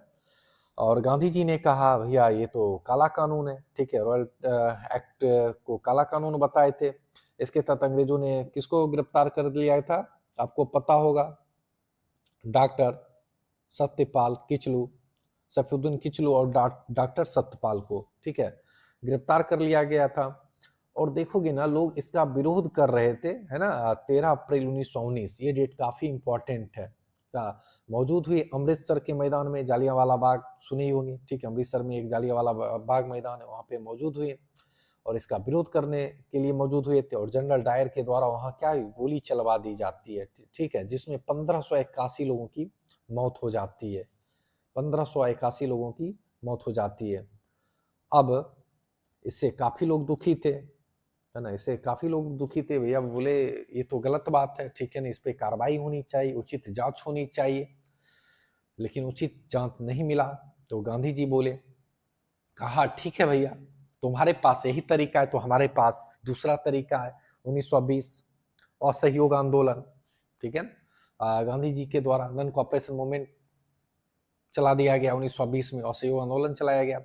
लोगों से कहा ऑफिस जाना छोड़ दो, बच्चे से कहा स्कूल जाना छोड़ दो, विदेशी सामान खरीदना छोड़ दो, है ना, इससे उनकी अर्थव्यवस्था डाउन होगी और वो पगलाएंगे, ठीक है ना। तो गांधी जी के द्वारा नॉन कॉपरेशन मूवमेंट चलाया गया, ठीक है, कब, 1920 में। देखोगे जब हिस्ट्री पढ़ोगे ना, एक एक तथ्य जुड़ा हुआ है आपस में। यदि आप देखोगे कि काला कानून पास नहीं होता, रॉयल्टी एक्ट पास नहीं होता, तो हो सकता था लोग जालियांवाला बाग मैदान में नहीं जाते, है ना। यदि वहाँ नहीं जाते तो हो सकता है कि नन कॉपरेशन मूवमेंट की स्टार्ट नहीं होती। और उसके बाद देखोगे तो कुछ चौरी चौरा की घटना हुई, आगे के क्रम को हम लोग पढ़ेंगे। जब चौरी चौरा की घटना हुई, नन कॉपरेशन मूवमेंट वापस किया गया, और जब वो वापस किया गया तो इससे कुछ और पार्टियां बनी। गांधी जी को जो आदर्श मानने वाले थे उनसे साइड हट के अपनी अलग पार्टी बना लिए, बोली बुढ़ा से कुछ काम होने वाला नहीं, चलो हम ही देखते हैं कि आगे क्या करना है। जैसे आप देखोगे स्वराज पार्टी का गठन किया गया, आगे एचआरए जैसी पार्टी का गठन किया गया, उससे आगे एचएसआरए पार्टी का गठन किया गया। तो एक घटनाएं तमाम घटनाएं को जन्म दे देती है। तो हिस्ट्री को लिंक करके पढ़िएगा तो चीजें आसान हो जाती हैं याद करने में, ठीक है ना। अब 1919 से 21 पढ़ेंगे, ठीक है। खिलाफत आंदोलन, ठीक है, दो भाइयों के द्वारा किया गया था, मोहम्मद अली और शौकत अली, ठीक है, 1919 और 1921। एक और मूवमेंट शुरू हुआ, कौन सा मूवमेंट था? खिलाफत मूवमेंट।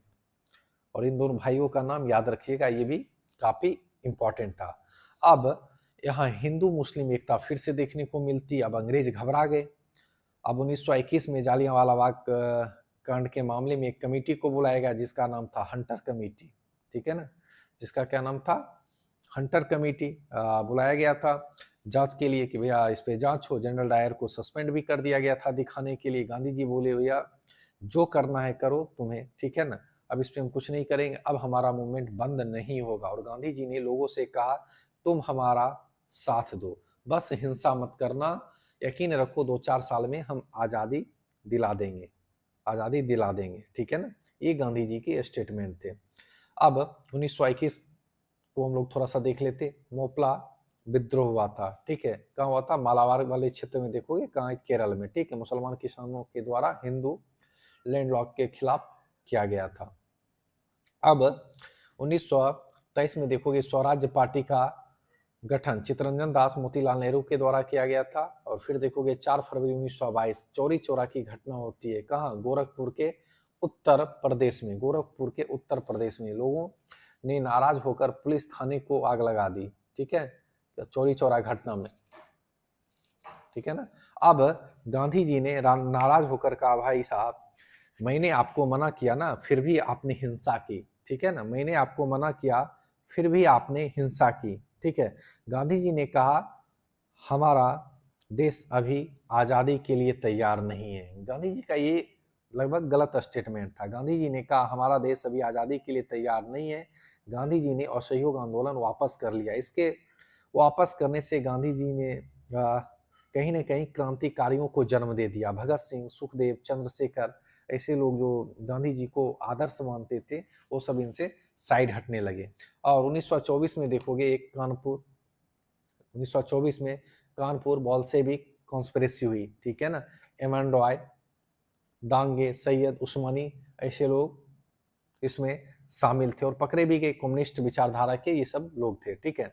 और 1924 में देखोगे एचआरए का गठन हुआ, ठीक है ना, जिसे हिंदुस्तान रिपब्लिकन एसोसिएशन के नाम से भी हम लोग जानते हैं। एसएन सन्याल ने किया था, ठीक है, ये भी क्रांतिकारी संगठन से जुड़े हुए लीडर थे। अब लोगों ने कहा पार्टी तो बना लिए, देश को आज़ादी सिर्फ जज्बे से नहीं चलेगी, उसके लिए पैसे चाहिए। और पैसे कहाँ से आएंगे? अंग्रेजों की एक ट्रेन आ रही थी जो सहारनपुर से लखनऊ जा रही थी, 3 डाउन ट्रेन, ठीक है ना। कौन सी ट्रेन थी? 3 डाउन, 3 डाउन ट्रेन, ठीक है। कहां से कहां तक जा रही थी? सहारनपुर से लखनऊ, ठीक है। कानपुर के पास कमरा लेकर प्लानिंग किया गया था ट्रेन लूटने का। चंद्रशेखर आजाद, देखोगे इसमें चंद्रशेखर आजाद, रोशन सिंह, अशफाक उल्लाह, राम प्रसाद बिस्मिल, ये लोग मिलकर तैयारी किए थे कि भैया अब हमें पैसे चाहिए, अब जैसे भी आए पैसा, पैसा तो हमें चाहिए। और 9 अगस्त 1925, ठीक है, एक बड़ी घटना होती है, काकोरी ट्रेन कांड, कहाँ? लखनऊ के पास, नियर लखनऊ, ठीक है। वहां देखोगे 3.25 लाख रुपए की लूट हुई थी, 3.25 लाख रुपए की लूट की गई थी, ठीक है ना। अब भैया पैसे तो आ गए थे। और 1928 में देखोगे एचआरए को चेंज करके क्या कर दिया गया था? HSRA, Hindustan socialist Republican association, ठीक है ना। तो 1928 डेट याद रखिएगा कि एचआरए को एचएसआरए में कब चेंज किया गया, ठीक है। और आगे चल के देखोगे भगत सिंह के द्वारा यहाँ लीड किया जा रहा था, ठीक है। और 1928 में देखोगे साइमन कमीशन भारत आए थे। 1928 साइमन कमीशन भारत पहुंचे थे। जब लाहौर पहुंचे तो उसका विरोध हो रहा था, Simon go back, Simon go back, ठीक है, भगाने के नारे लग रहे थे, ठीक है। और 1928 में देखोगे लाला लाजपत राय की हत्या हो जाती है रेलवे स्टेशन के बाहर लाठी चार्ज के वजह से, ठीक है। और लाठी मारने वाले जो थे कौन थे, स्काउट्स, स्काउट्स के द्वारा ही लाठी चलाई गई थी, ठीक है ना। स्काउट्स के द्वारा लाठी चलाई गई थी। भगत सिंह, सुखदेव, राजगुरु अब पहुंचे थे स्काउट्स की हत्या करने। चलो भैया, अब लाला लाजपत राय की हत्या का तो बदला लेकर रहेंगे। स्काउट्स नहीं मिला तो सैंडर्स को ही निपटा दिए, है ना, सैंडर्स को ही निपटा दिए। अब इनके ऊपर चलता है सैंडर्स मर्डर केस। इस केस को लाहौर केस के भी नाम से जानते हैं, लाहौर हत्याकांड, ठीक है ना। अब 1929 में देखोगे तो पहली बार हमारे देश में पूर्ण स्वराज्य की मांग रखी गई। अब हमें चाहिए फुल इज्जत। पूर्ण स्वराज्य की मांग कब की गई थी? 1929 में। पता होगा, लाहौर सेशन आईएनसी का चल रहा था, ठीक है। अब 1930 में देखोगे गांधी जी ने सविनय अवज्ञा आंदोलन यानी सिविल डिसोबीडियंस मूवमेंट स्टार्ट कर दिए थे। कब? 1930 में, ठीक है ना। और गांधी जी उसके बाद कहाँ निकल पड़े थे? डांडी मार्च में, मतलब साबरमती से डांडी तक। और ये भी क्वेश्चंस पूछा गया था। कितने दिन का सफर था? 24 दिन। कितने किलोमीटर पैदल चले थे? 450 किलोमीटर। और उसके बाद देखोगे गोलमेज सम्मेलन क्रमशः 3 हुए थे, 1930, 1931, 1932। इन तीनों में अंबेडकर ने भाग लिया था, ठीक है। और गांधी जी ने दूसरे में भाग लिया था 1931 में, ठीक है ना। गांधी जी सिर्फ एक में भाग लिए थे। गांधी जी भी थे और सरोजनी नायडू भी थी, ठीक है। और 1931 में गोलमेज सम्मेलन में गांधी जी और अम्बेडकर आमने सामने आ जाते हैं 1931 में, ठीक है। और अंग्रेजों का कहना था कि एससी को दलित आरक्षण देंगे, है ना। अब बताओ कि वह हिंदू मुस्लिम तो लड़ा ही रहे हैं, अब जाति के नाम पे लड़ाने के लिए अंग्रेज सोच रहे थे आरक्षण देकर, ठीक है। गांधी जी ने सोचा कि नहीं, इस पे बातें नहीं होगी, ठीक है, बाद में इस पे दिक्कत आ सकती है। गांधी जी ने सोचा नहीं, ये डिवाइड एंड रूल को अंग्रेज आगे बढ़ा रहे हैं, ठीक है। पहले हिंदू मुस्लिम करते थे, अब जाति के नाम पे तोड़ने का प्रयास कर रहे हैं, ठीक है। फिर 1932 में देखोगे अंग्रेजों ने एससी के स्पेशल आरक्षण की घोषणा की। कब? 1932 में अंग्रेजों ने शेड्यूल कास्ट के लिए स्पेशल आरक्षण की घोषणा कर दी। अब 1932 में गांधी जी इससे नाराज होकर क्या बैठ गए? फास्ट अनटू डेथ पर बैठ गए। भैया अपने मौत तक अनशन करूंगा। क्या है? अपने मौत तक अनशन करूंगा, ठीक है। 1932 में देखोगे क्या साइन हुआ? Poona pact. Poona pact sign किया गया गांधी जी और अंबेडकर के बीच। गांधी जी की इतनी हालत खराब थी, किसके वजह इनके जगह देखोगे मदन मोहन मालवीय साइन करने आए थे। साइन करने की भी हालत में नहीं थे गांधी जी, ठीक है, क्योंकि पता है वो अनशन पे बैठे थे, उनकी हालत काफी बिगड़ चुकी थी। अब लास्ट के कुछ साल आ गए तो आप पैसेंस बना के रखिए, मॉडर्न हिस्ट्री आपकी कंप्लीट हो जाएगी कुछ ही देरों में। 1940 में देखोगे लाहौर रिजोल्यूशन पास किया गया, ठीक है, मुस्लिम लीग द्वारा। पाकिस्तान की मांग की गई कि भैया हमें अब अलग देश चाहिए। 1942 में देखोगे क्रिप्स इंडिया मिशन भारत आया। क्रिप्स इंडिया मिशन भारत आया और गांधी जी बोले it is the post dated cheque upon to the crashing bank, ठीक है, ये गांधी जी का स्टेटमेंट था, ठीक है। अब 9 अगस्त 1942 गांधी जी द्वारा भारत छोड़ो आंदोलन का आह्वान किया गया, यानी डू और डाई, करो या मरो का नारा दिया गया। किसके द्वारा? गांधी जी के द्वारा, ठीक है ना। अब यहाँ गांधी जी के द्वारा बोला गया कि भारतीय लोगों से कहा अंग्रेज का कोई काम नहीं कीजिए। सैनिकों को कहा अंग्रेजों की सेना में रहिए पर भारतीयों पर गोली मत चलाइए। राजाओं को कहा खुद को आजाद घोषित कीजिए, ठीक है ना। और गांधी जी जो नारा दिए थे करो या मरो का, और वहां एक ऑपरेशन चलाया गया था, operation zero hour. Operation zero hour चला के सारे बड़े नेताओं को गिरफ्तार कर लिया गया था, ठीक है ना। और 1942 में देखोगे, ये भी डेट काफी इंपॉर्टेंट है, आजाद हिंद फौज का गठन किया गया था। किसके द्वारा? कैप्टन मोहन सिंह के द्वारा, ठीक है। सिंगापुर में बनी थी आजाद हिंद फौज। 1943 में देखोगे तो इसको लीड जो कर रहे थे सिंगापुर में सुभाष चंद्र बोस, ठीक है ना।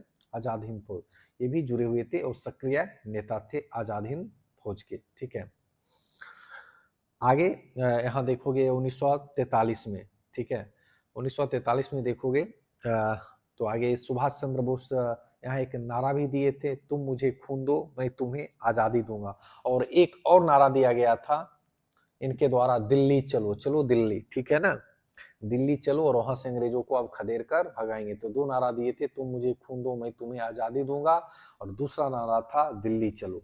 अब 1944 देखिएगा, अब लास्ट के कुछ ईयर बचे हैं, उसको हम लोग अच्छे तरीके से पढ़ लें।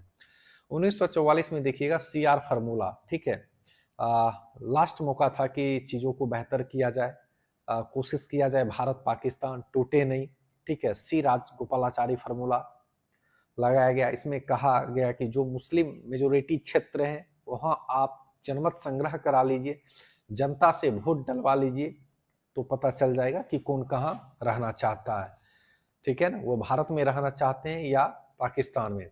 मोहम्मद अली जिन्ना ने कहा चलो वोट तो होगा लेकिन सिर्फ मुस्लिम वोट डालेंगे। बताओ जिन्ना कितना बदमाश आदमी था, यहाँ भी बदमाशी से वो बाज नहीं आ रहे थे। इसी जिन्ना की वजह से क्या हुआ, CR फार्मूला भी रद्द हो गया, CR फार्मूला कैंसिल हो गया। अब जिन्ना ने एक बहुत गंदी बात कही थी, बहुत गंदी बात कही थी, इससे काफी दुख भी होता है कि चलो भाई ये सब स्टेटमेंट कैसे लोग दे लेते हैं। Either India can be divided, है ना, either India can be divided and या इंडिया और डिस्ट्रॉय इंडिया, ठीक है, either India can be divided India और डिस्ट्रॉय इंडिया।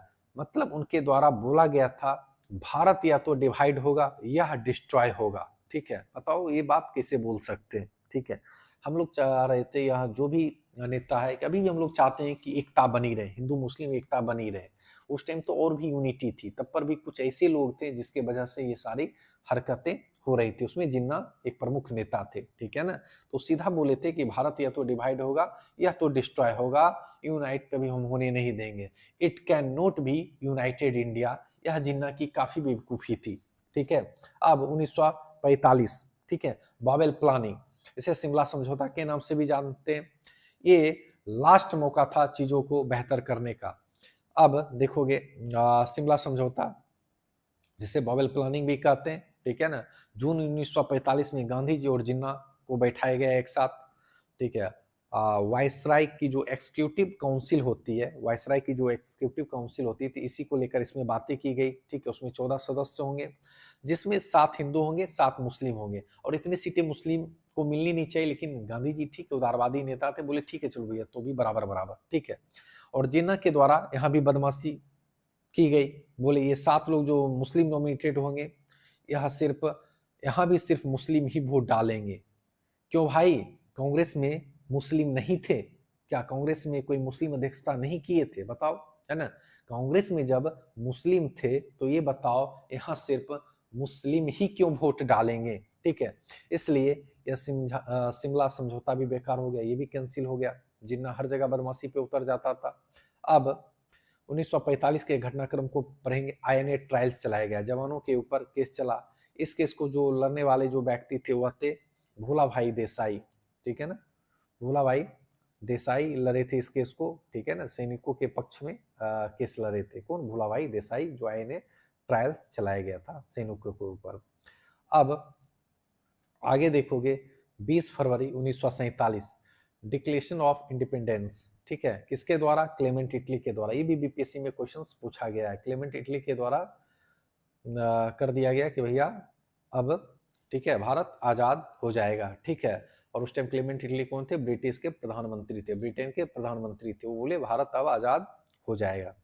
3 जून 1947, इसे जून प्लान भी बोल लेते हैं, माउंटबेटन प्लान भी बोलते हैं, या डिक्की बड़ी योजना के नाम से भी जानते हैं, ठीक है।